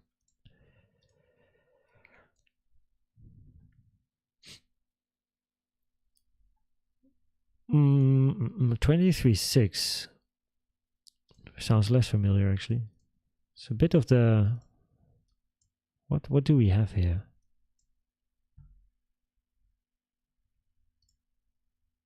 I don't know. Bit in the middle of nowhere. 19.7. Lows also. Well, that's in confluence with this low, so that could be interesting. I don't really know. I don't really have anything at 23.6 here, but it's in the middle of this here. we gotta see how price is reacting at the different levels. But the ring charts of Liquid Mafia is definitely something to keep an eye on in Discord. I get books like Japan Candlesticks, 3 other books, and you have to learn 1 hour every day. Yep, exactly. Like, so, you know, there's so much in trading that you can learn. Eventually, like what I always, advise to do if you're a beginning trader or you just entered this market is first try as many tools as possible. Change the candlesticks to different ones. Use fib circles, trend-based fib extension, a volume profile, channels, support resistance, speed fans, bars patterns, whatever it is, right? Time, Elliott waves. Just try to use as much as possible and experiment. Then build statistics on your favorites. Like some of those tools you will enjoy, and some are like, yeah, I don't like it. I don't like to use it. It doesn't work for me. You'll get that feeling. So then the ones you enjoy, right? You write them down, and then you're going to build statistics on the ones you enjoy. Then you combine them, and that's where you start building a strategy. So then you're going to combine the tools, build more statistics, and it's a vicious circle, or a virtuous circle, because it's an upward spiral. You get better and better and better. So yeah, that's how it went for me. I have loads of notebooks at home that are filled with trading info. It's my second lucky day. I hope you're gonna have a third or fourth and a fifth lucky day as well. Chili man, what's up? Your delivery of information is golden. That's why I've been your subscriber before 1K. Shit, look at him go before 1K. You were in the early days. That means you're a sub in the first 2 months of the channel, because we reached 1K in about 2 months. I think actually on the day. Wow, that's amazing, man. So you subbed in either February or March. Like second half of Feb, March, or the first half of April. That's amazing. Look at him go. Thanks for the support, dude. Before 1K, gonna be one of the legends. when the channel, we don't know where the channel goes. We might just get stuck on 3.8K for the rest of the channel's lifetime. We don't know. But nonetheless, you're part of the before 1K club. This weekend, not much movement. Likely, it goes up and down, but you should do lives more often in the same style. I like to see the way how you build waves. I'm happy to receive the feedback. If people like to see me working on waves and seeing the analysis I usually do behind the screens, I'm happy to do those on lives. Absolutely. It also saves a bit of preparation time. Thanks for the feedback, Davey. Heart. Click the heart. Mate, I have been a fan of yours since the CC days. Laystone Road, he knows.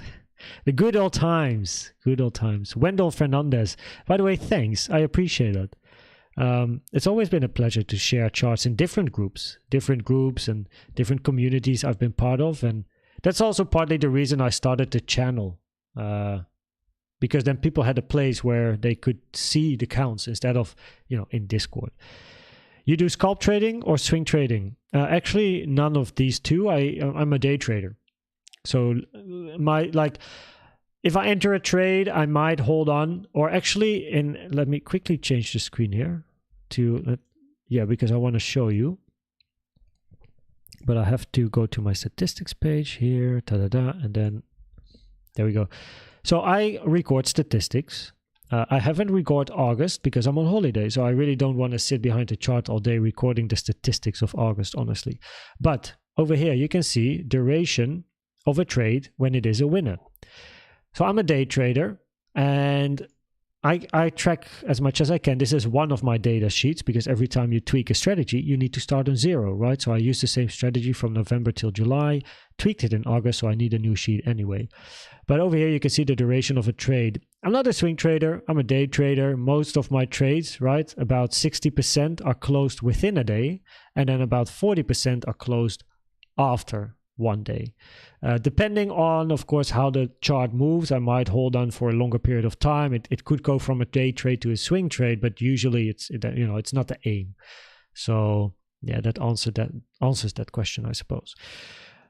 That being said, let's go through the chart, do a summary of everything, basically all the scenarios, and then I have to end the stream. So we go through the macro, then high time frame, medium time frame, low time frame bear and micro bear, and low time frame bull, micro bull, right? And then we have CVD, which is completely useless actually, because there's not much happening on CVD. I do want to talk about it a little bit. And then the probabilities, but I mean, probabilities, both of these scenarios locally are pretty much the same, because we expect at least another low, and depending on then how price potentially reacts, if we can get the buy bid low over here, or at least I call it buy bid low, but just simply this low, which buy bid already took. Depending on the reaction, we take it from there. So probabilities, I'll just leave it empty, because you'll probably, based on what I'm gonna tell throughout the different scenarios, you will know what we're looking for here. So we go to log, double click, there we go. Zoom out,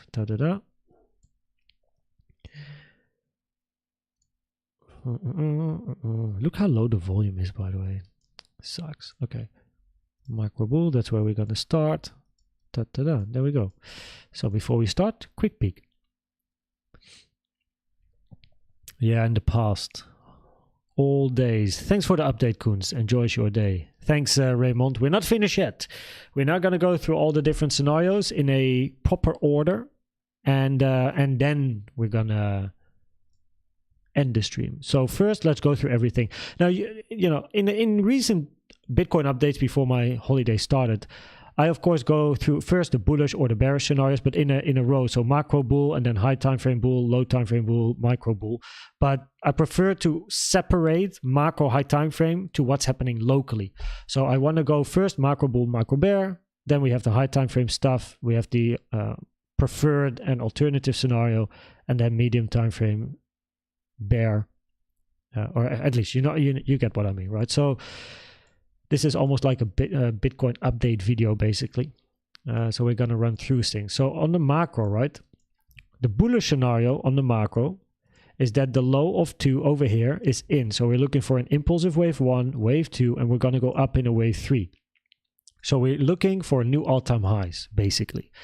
Now the low of this wave 2 has been made above the 0.5 fib, taken from the low to the high of 1. And it's made before the 0.382 fib time, as you can see. Both of these are more rare. Usually a corrective structure retraces to at least after the 0.382. And for a wave 2, the common target area is the 0.5 to the 0.786, which, as you can see, has not been hit, right? So that's something we have to keep in mind at least.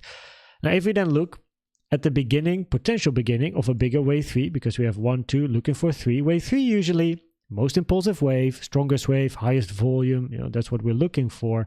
Can also be quite a lengthy wave, by the way. It can be long in time as well, a wave 3.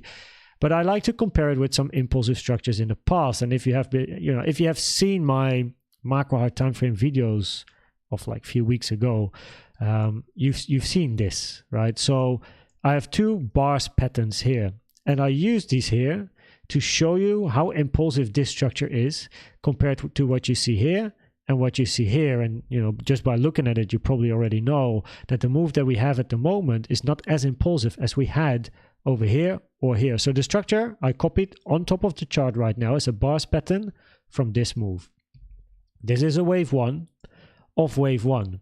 If this is part of a wave 1 of 3, then I want preferably this yellow. Let me actually do this more accurately, because I'm sharing my thoughts here. I can go in more detail because it's a live. It's not a Bitcoin update where I want to be concise and to the point. So 1, 2, 3, 4, 5 waves in one. Now in this wave 3, we could be very extended. 1, 2, 3, 4, 5. Then this is a wave 1. Then you get a 2, and then you get a 3. That would be for me like acceptable for the fact that it takes so long for price to move up. Because if this is a wave 1 of a wave 1, and usually we know wave 3 is the strongest, longest, most impulsive wave, then what the hell is price doing here, right? Where is the impulsivity? Where is the volume? Where is where is it? It takes a long time for price to move. Of course, we do potentially have a wave 1 in, then 2, and then we get a bigger 3, but we have to wait and see how that works. And then this structure over here, let's put it on the low. By the way, these are not adjusted. These are literal copies of the chart, unadjusted, and put on price action here. So this is a copy of this price action, and you can see we're basically below already from the start, right? Price over here moved up a lot quicker. Now this was a wave 3. So a wave 3 tends to be more impulsive, right? So this could be wave 1, 2, and then you get a big move in 3 where you get a wave 1 in 3. So we have to wait and see how that pans out. But at the moment, compared to previous price action, these two, price over here is not as impulsive just yet. This could be a wave 1 or A, 2 or B, and then continuation up, and we'll see how that goes. More about that in a second, right? Could this be a wave 5 or the beginning of a wave 5 up, right? And then a 1, 2, 3, 4, 5, very unlikely, because usually a wave 5 tends to be similar in price and time as a wave 1. And if this is a 1, 2, 3, 4, looking for 5, it takes way too long. This structure here is already longer than the 1-to-1, and look where it is. It's not even close to the all-time high. So it's very low probabilities that if we get a move up, it's a wave 5. It's higher probabilities is then part of a bigger wave 3 to the upside, which of course is even more bullish. Now in the bearish scenario, we're looking for a 5-wave structure, impulsive, wave 5 is finished, looking for a 3-wave move to the downside. Now inside this B, you can see the target areas, right? Very clearly. This is an important resistance.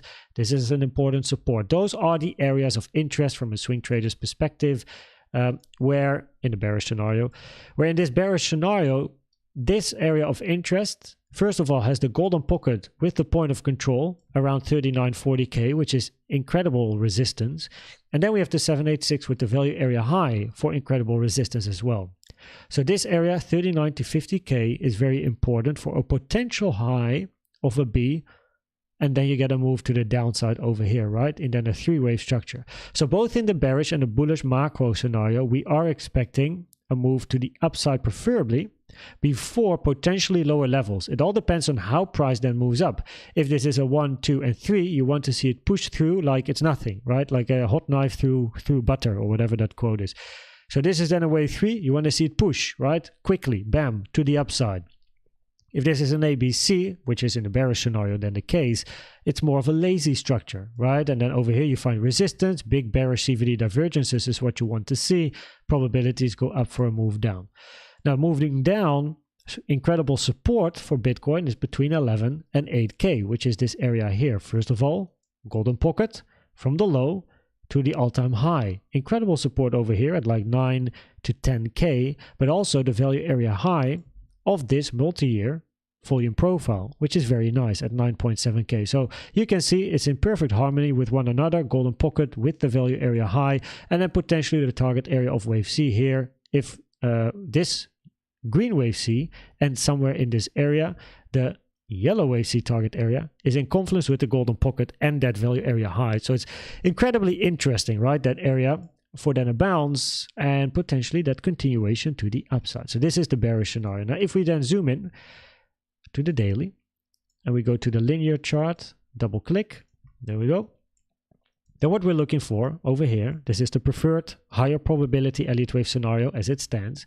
5-wave finish structure in a wave 1 or a wave A, looking for a 3-wave corrective structure for a wave 2 or a wave B. Now, even though I separate green and purple and 2 and B, B can very much be here as well. So if this would be the end and we get continuation, common targets for a wave 2 are the 0.5 to the 786, but these are also common for a wave B.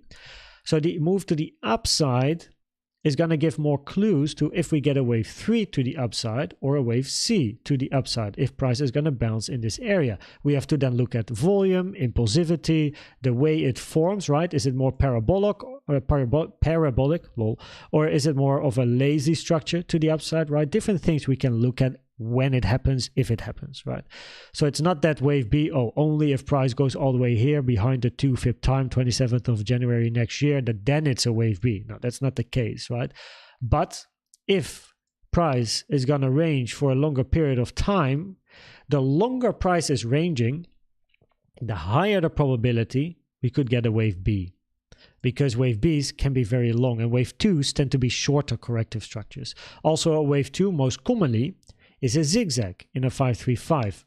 It's not that a flat is rare, but it's just most commonly wave 2 is a zigzag, so a 535, but that's clearly not the case because over here we can't count a 535 because over here this high took this high, so we're already thinking about a potential flat or even a complex scenario. So yeah, something to keep in mind as well, I suppose, right? So let's move this back. In this scenario, the 0.5 positioned at 23.1k, 23.2k, and the 786 all the way down at 18.7k. Now there are multiple areas of support in addition to this area. Over here, first of all, we have the area between 21.8k and 22.6k, as you can see. Then just below the golden pocket, another one, 20.2k to 20.6k, and then on top of the 786, 18.7k to 19.1k. So for me, these are levels of interest. If price can move to the downside here, goes below this support area and moves towards the downside, this is my first area of interest, second area, third area, and if we really take this area and we go down, then new lows. But that probability wise, from an Elliott Wave point of view, it's low that we go below 15k before first seeing upside, right? So it's all probabilities in the end. No one can speak in certainties. Now, an alternative scenario I'd like to show you is this one, and it is alternative, right? Not preferred. So in this scenario, 1, 2, then we have a 1, 2, 3, 4, 5 in 3, 4, and a wave 5. Couple of reasons it's alternative. First of all, this wave 2 is very short to a wave 4. Yes, wave 4 tends to be longer in time than a wave 2, but this is a very big difference. And if you would switch to the line chart, then you can see this little blip is then a 2, and this long stuff over here is a wave 4. You can, like, a big part of Elliott waves is also, as they say it in the book of Frost and Prechter, like the official Elliott Wave book, is having the right look. The right look, meaning also time-wise, things have to match with one another. And from a more like time perspective, this wave 4 over here is incredibly long compared to this wave 2, which just, it doesn't have the right look. It doesn't feel good, right? So then we have, nonetheless, in this scenario, it's an alternative, 3, 4, and then 5, 4 retracing to the 382, taken from the low of 2 to the high of 3, all good, all nice, all fine. Then we have this wave 5, and there's, of course, discussion about this being an impulse with 5 ending here, mainly because of this long range.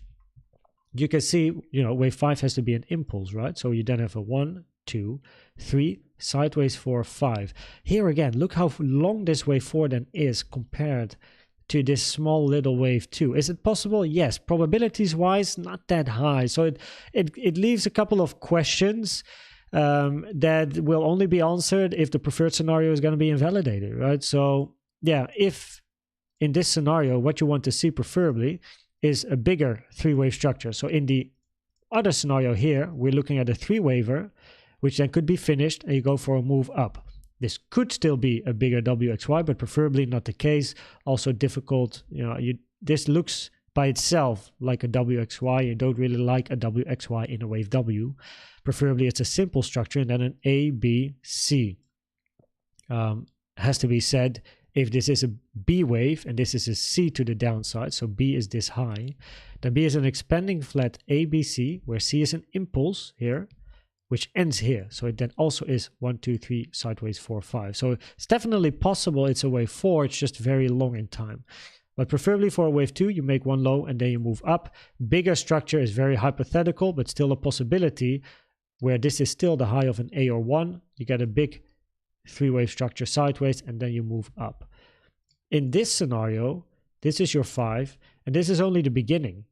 So you want to see this structure. So preferably, this might be confusing. Preferably in this scenario, this over here is the end and you go up. So this is the final move and you then see upside, right? That's highest probability, that's preferred. In the high time frame alternative scenario, this is only the beginning. So you want to see another move up and then another move to the downside to take this low. So that is the difference between the two. So both of the scenarios are actually looking for downside and then a move up. But here, you want to see a corrective structure up before then continuation down. And in this scenario, you want to see an impulsive structure to the upside, not corrective structures. That's a big difference, right? If we then go to the medium time frame, we are still looking for this to be a C wave to the downside, either as an impulse or a diagonal. More about that to come. But this is a common target area for a wave C and potentially an ABC, but also a WXY. You know, the 1.618, this being a C wave, it's just an area of interest between the two 1.618s, 23.4K to 22K. And then if we zoom in, there's two scenarios that I like to show you very quickly here. Okay, had to quickly turn the microphone off. There we go. So there's two potential scenarios. This is the more bearish scenario, let's say, where we get a deeper move down. That is why it's more bearish. We go and visit lower prices, where potentially for this wave 5, you can go all the way here to around 20K levels. So in this scenario, we then have an ABC in wave 1. B retraced to the 0.382 taken from the high to the low of A, which is a common target for a wave B. It's a more rare target for a wave 2. Then we have C over here to the downside, hitting the 1.618, which we have seen it a lot recently, where wave C goes to the 1.618, which actually is not, like, following theory, not a common target, but it's almost now a common target. It's more common for a wave 3 in a 1, 2, 3, 4, 5, right? But yeah, we have to at least consider the opportunity or the option that wave C went to the 1.618, which is still a target for a wave C. Now then we have a zigzag in a wave 2, ABC to the upside. Wave 2 retraced to the 0.382 taken from the high to the low of 1, which is a rare target for a wave 2 in a diagonal. Then we want to see a 3-wave structure to the downside. And we go to the micro in a second, but basically you're looking for another ABC down, where the most common target for 3 is between the 786 and the 886. And what's interesting here is that this area is in confluence with that 21.8, 22.6K support area. The invalidation is this 1-to-1. Does depend if this is an ABC. It does depend on how high wave B retraces. But we have this resistance area over here above price, which is between 27K and 27.2K. So if we can get a wave A to the downside, then a B towards this area, then wave C has these fips, because that's how I pulled it now for the expectation of a wave 3. The invalidation is below the 1-to-1 because a wave 3 is not allowed to be longer than wave 1. Then you can expect a wave 4, which preferably is a zigzag, because in a wave 2 and a wave 4 of a diagonal, you like by far most commonly these are zigzag structures. So ABC, ABC for 4, and then you want to see another ABC and 5 for an ending diagonal structure, where you then have a 1, 2, 3, 4, 5, all waves being zigzags. This is the more bearish scenario. If we then look over here inside this wave 3, we are looking for this. Let's go to the 4-hour. So we then have this ABC already finished. Also here, 1.618, I already mentioned. It's almost like the new common target. Then we have another wave A, B, C, preferably seeing another low locally, also because of the volume. This low here has the highest volume, but in a wave A, you want to see a 5-wave move, like an impulse, right? 1, 2, 3, 4, 5. Where wave 5, preferably, by far most commonly, has lower volume. So you make a new low, but on lower volume. But as it stands, price is moving down on increasing volume, which can indicate that the low is not yet in of this move. We can expect a range to form, and eventually another low on lower volume, preferably to finish a 5-wave structure, finish A, and then a 1, 2, 3, 4, 5. There you get B, and there you get an impulsive C to the downside again. All right, so this is what we're looking for on the micro. If you then zoom out again, go to the low time frame, more, I suppose, bullish scenario, then we are looking for a normal impulsive structure in a wave 1, complex 2, right? Complex sideways 2, flat X and a zigzag in wave 2. Then we have wave 3 to the downside, reaching the 1.618 very nicely, common target for wave 3. Then we have an ABC zigzag in a wave 4, which is also actually what you want to see, because wave 2 was very shallow, because it hit the 382, which is a shallow target for a wave 2. Wave 2 was complex, long, and shallow, so preferably wave 4 is short, deep, and simple, meaning deep 0.5, short in time compared to also wave 2, that's nice, and a simple structure, well, a zigzag is a simple structure. Other simple structures are triangles and a flat. So this is nice, and then an ABC for 4, reaching the 05 over here, nice, looking for that 5th wave to the downside, where over here, we then have that low, very interesting, which has been taken on Bybit. So we are looking for other charts to take the same low to align everything. So that's definitely an area of interest. But also the wave 5 target area is right below that low. The 1.236 to 1.618, 24.7K to 23.6K. Very interesting indeed. Other ways to calculate a wave 5 target. By the way, 1.236 and 1.618 taken from the low of 3 to the high of 4. The 0.618 target for potential 5 is taken from the high to the low of 3 to the high of 4 with the trend-based fib extension tool, and the channel taken from the high of 2 to the high of 4 to the low of 1 can also give you an indication of time of where the low of wave 5 might end, because the low of the channel is a target for a wave 5 as well. So this is quite interesting, right? So this is then over here a potential low of 5, and then you expect a bounce and new highs to come. Now what's also interesting is this is just above the potential wave C target area, so we'll see how that goes, if it actually goes a little bit deeper. But nonetheless, area of interest is this one over here. And the micro then bullish, I call it micro bull, right? Even though we expect to move down, by the way, the reason it's called bull is because you expect this then to be the low, and you want to see continuation, right? You want to see a continuation to the upside for new highs. So the micro bull is then over here that we have this move to the downside being an impulsive structure. If you see someone behind me, don't worry, I know, because someone's walking in the garden. So we have a wave 1 over here, then 2, looking for, this being some sort of a wave 3 because of the volume, right? Volume increasing, price moving down, very 3 wave-ish. Expecting some sort of a 4 and then a 5, right? That's what we're looking for. Now inside this wave 4, common targets 0.236 to the 0.5. Most common 302 to the 0.5 area, where if I go to the lower time frame, let's see if it's the 1 hour.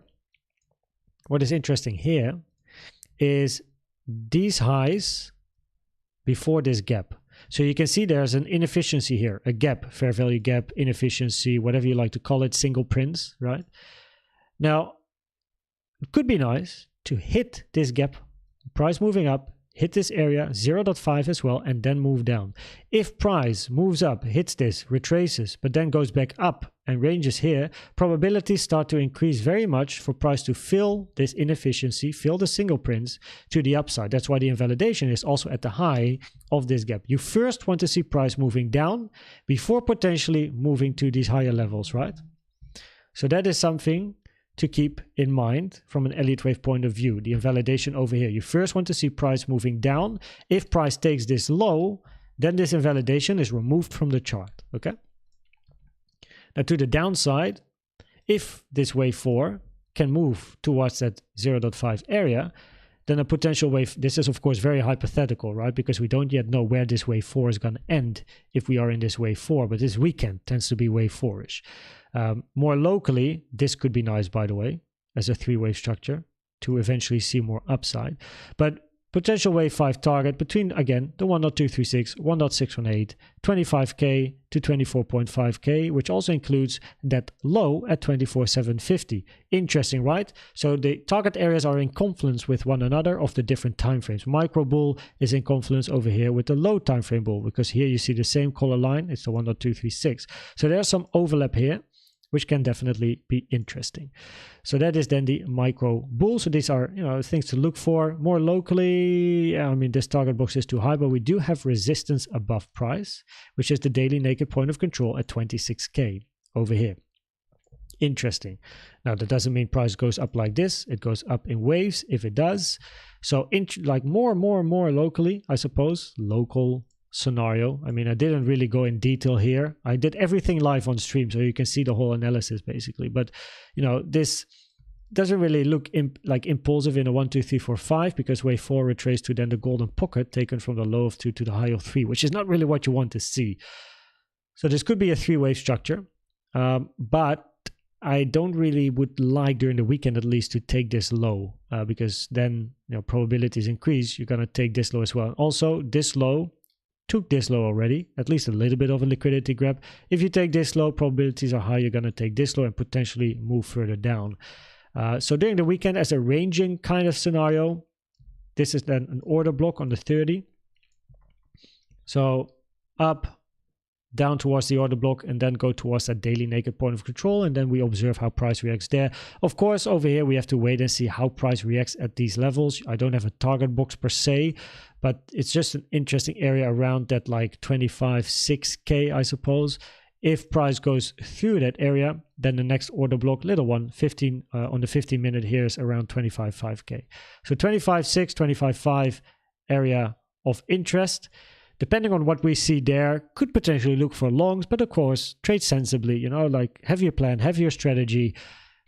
This area, I mean, the trend is down on like locally as well as on the higher time frames. So make sure you have a clear plan if you trade against the trend. You can be very, very profitable trading against the trend, right?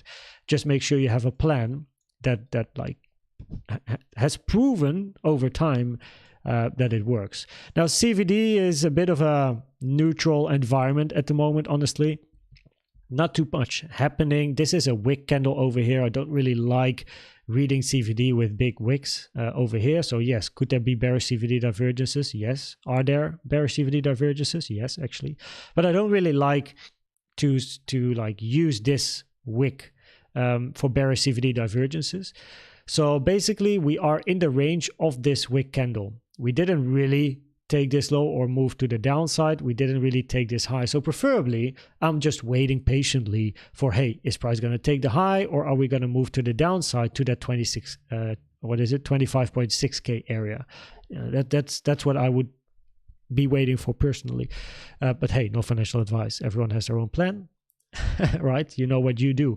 So yeah, from a CVD perspective, it's very mixed. It doesn't really show anything too great. It's a very, very, very small horizontal range. So I prefer to wait patiently and see what price does. But I would like to eventually see a bit of a move down, reach either 25.6 or 25.5, and then observe the reaction in this area. Potentially bullish CVD divergences with the low, who knows?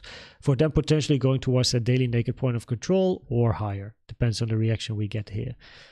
So yeah, based on then the probabilities of the different scenarios, which this is empty because I actually wanted to talk about it. And also probably while I'm talking about the different scenarios, you get a feeling of what I am looking for.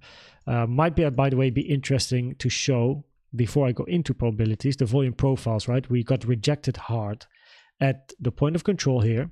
Price moving through it, coming back up, point of control, rejection, coming down. If price can enter this value area, take this low, and then potentially retest the value area high, which is this upper blue line, probabilities start to become very high for price to move to the point of control and the value area low at 23k, 21.9k. So that's some additional confluence. Same areas are interesting from a support resistance like point of view. If this support over here gets broken, the next area really that starts to be interesting is this 22.5k area. So yeah, interesting area indeed. Probabilities on the macro for me, and it's neutral really, because we are looking for both scenarios for price to move to the upside. In the bullish scenario, yeah, we want to see price moving up because we expect new all-time highs. In the bearish scenario, preferably, we're looking for a three-wave structure which is unfinished. 39 to 50k area is very important. So that's the area of interest, right? How price gets here and what it does if it is here, that is what's going to decide the probabilities on the macro, really. Now, more locally, on the high time frame, this is currently the higher probability scenario where we have a wave 1 or A, three-wave corrective structure, and then a wave 2 or B, because this wave B, right, these are also common targets for a B, but also for a 2. And then between the 05 and 786, which is between 3k and 18.8k, we get a reaction for then a move up to the upside, which either is a wave 3 or a wave C. Yet to be seen. We don't yet know, of course. So this is the higher probability Elliott Wave scenario in the high time frame. Medium time frame, I mean, it's a bit neutral. We still expect to move down, so I kind of like skip that. On the low time frame, the higher probability scenario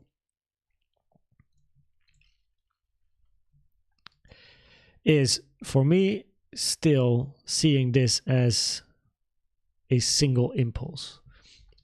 It just works nicely. 2 is shallow and complex, 4 is simple and deep and short in time, while 2 is long in time. Wave 3 going below the channel, that's nice. Potentially wave 5 taking that low and then get a bounce. Very much depends on the reaction here. If price takes the low, but then continues, well, we have different scenarios, right? We are prepared for different scenarios also with this scenario, which is the diagonal 1, 2, then we have 3, 4, 5, right? That's a more bearish scenario. But in both of the cases, we still expect price to take this low. So how it then takes the low and the move to the upside, if you get a move to the upside, that's what decides the probabilities really on the low time frame. On the micro, we also, it's you know, this is sometimes, I guess, nice about Elliott Wave, but you look for the same thing. In a micro-bearish scenario, you are looking for an ABC, where wave A is not yet in because you want to see a finished impulsive structure, highest volume in the low, so you prefer to see a 4 and a 5, which then is the end of wave A. But then you expect a 3-wave B and a continuation down in C. But in the bullish micro scenario, this is your low of 5 and you want to see continuation. So not a 3-wave structure and then down. You want to see price continuing to the upside, right? So different scenarios are actually having the same type of result, where preferably on the micro, you see another low, observe the reaction if you get a move to the upside, which will decide probabilities. On the low time frame, we are expecting a move down. Same on the bearish one, we are still expecting preferably a move down because wave 3 is a zigzag ABC, which looks unfinished still because also volume indicates probabilities wise. So it's very, very similar. So if you get a reaction, the move up 3-wave or impulsive, important. If you continue down, there's other scenarios I have in mind, but at the moment they're not yet relevant, right? So it's all about first observing the reaction. If price comes down here, we observe the reaction, and based on the reaction, or maybe no reaction, we get to other scenarios. So that's that. Wow, there we go. So that is a full live stream of doing my analysis with the horizontals, high time frame, naked point of controls, the high time frame levels, right? Daily, weekly, those type of things. Volume profile, doing the fibs, then going through my Elliott Wave scenarios, removing scenarios that for me are irrelevant, adding new scenarios to the chart, of course, chatting with you guys in between. And then we do what you guys are kind of like used to, which is going through the different scenarios and end with the probabilities. So there we go. And now I do have to go soon. So let me quickly check what you guys have been writing. Ways of the Jedi. Thanks, Koenz. Hugely appreciate your work. Always a pleasure, mate. Werner Geertz. Hi, Koen. What are exactly the fib retracement level in Elliott Wave? Werner Geertz, I would recommend for you to go to the hashtag good to know, because it's all the retracement. You ask, of course, the Fibonacci's. Oh, so for everyone, because Werner Geertz is a member, so there's a video I can give you. However, go to the detailed Elliott Wave knowledge link over here. Open this website, which you can also find below the video in the description. This website is amazing. It will give you insights also in common, rare targets. So just first read the beginning, right? Just first read this stuff, because then you know what you're actually seeing on the pictures.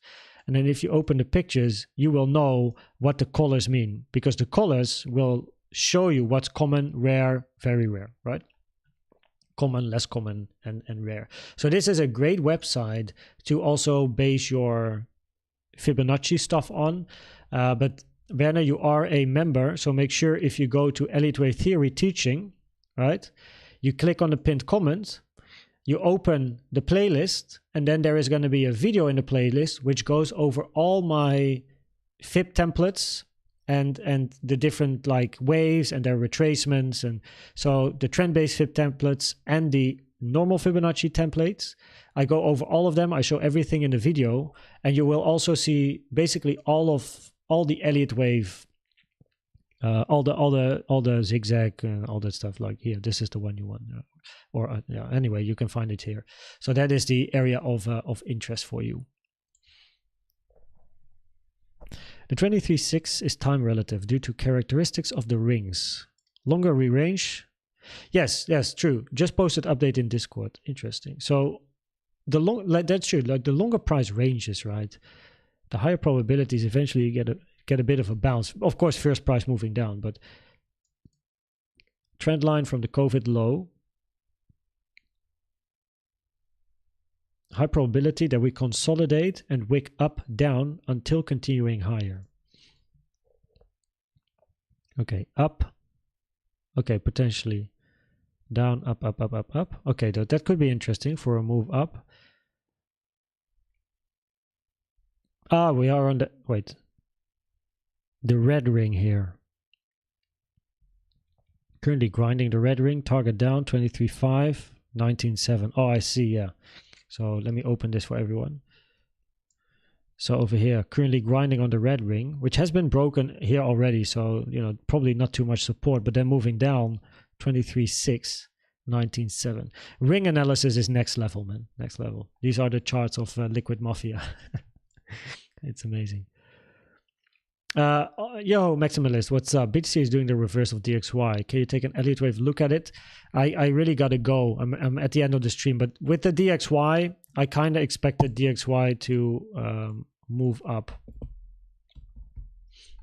for a while. Actually, oh wait, let's first check my own and then DXY. So we were looking for price to move to the upside, where we, you know, like this, move up and then down. By the way, I've done this in 2 minutes, right? Looked at the chart, made this. So it's not, I didn't do any measurements except for these fibs here for B.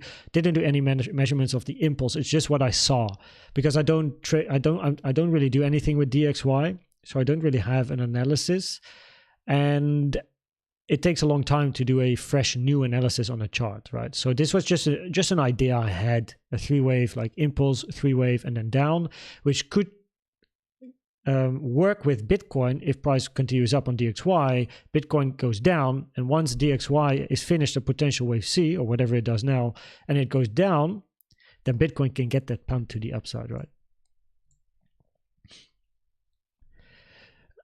We'll make new highs eventually. Yeah, I mean, in general, usually markets tend to go up and up and up, even though you have dumps of 50%, right? So, yeah.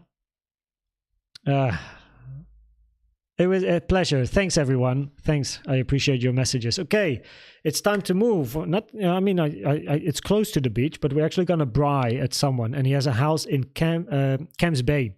Beautiful area. He has a big house. He's a very rich guy, that guy. Like family wealth is in there, but it's an amazing dude, and has his own business here in Cape Town as well. And yeah, we're gonna visit him with the family. It's a family friend, and we're gonna bri there, so it's gonna be great times. So yeah, that being said, thanks for hanging out. Appreciate your time for being here with me during the stream for the past 2 hours. And we will see each other again shortly, you know, whenever I have time and I find a little bit of a gap, I'll make sure to do a live stream. By the way, for the golds here, live stream, of course, will come, which is the coin coverage and the Friday feedback and Q&A. So be prepared for that one, because it's coming very, very soon when I have time. I did all the public stuff now, so I think the next one will be the gold one. Okay, so thanks, everyone. See you next time. Enjoy your day, evening, morning, afternoon, night, whatever it is. And yeah, again, see each other soon. Bye-bye.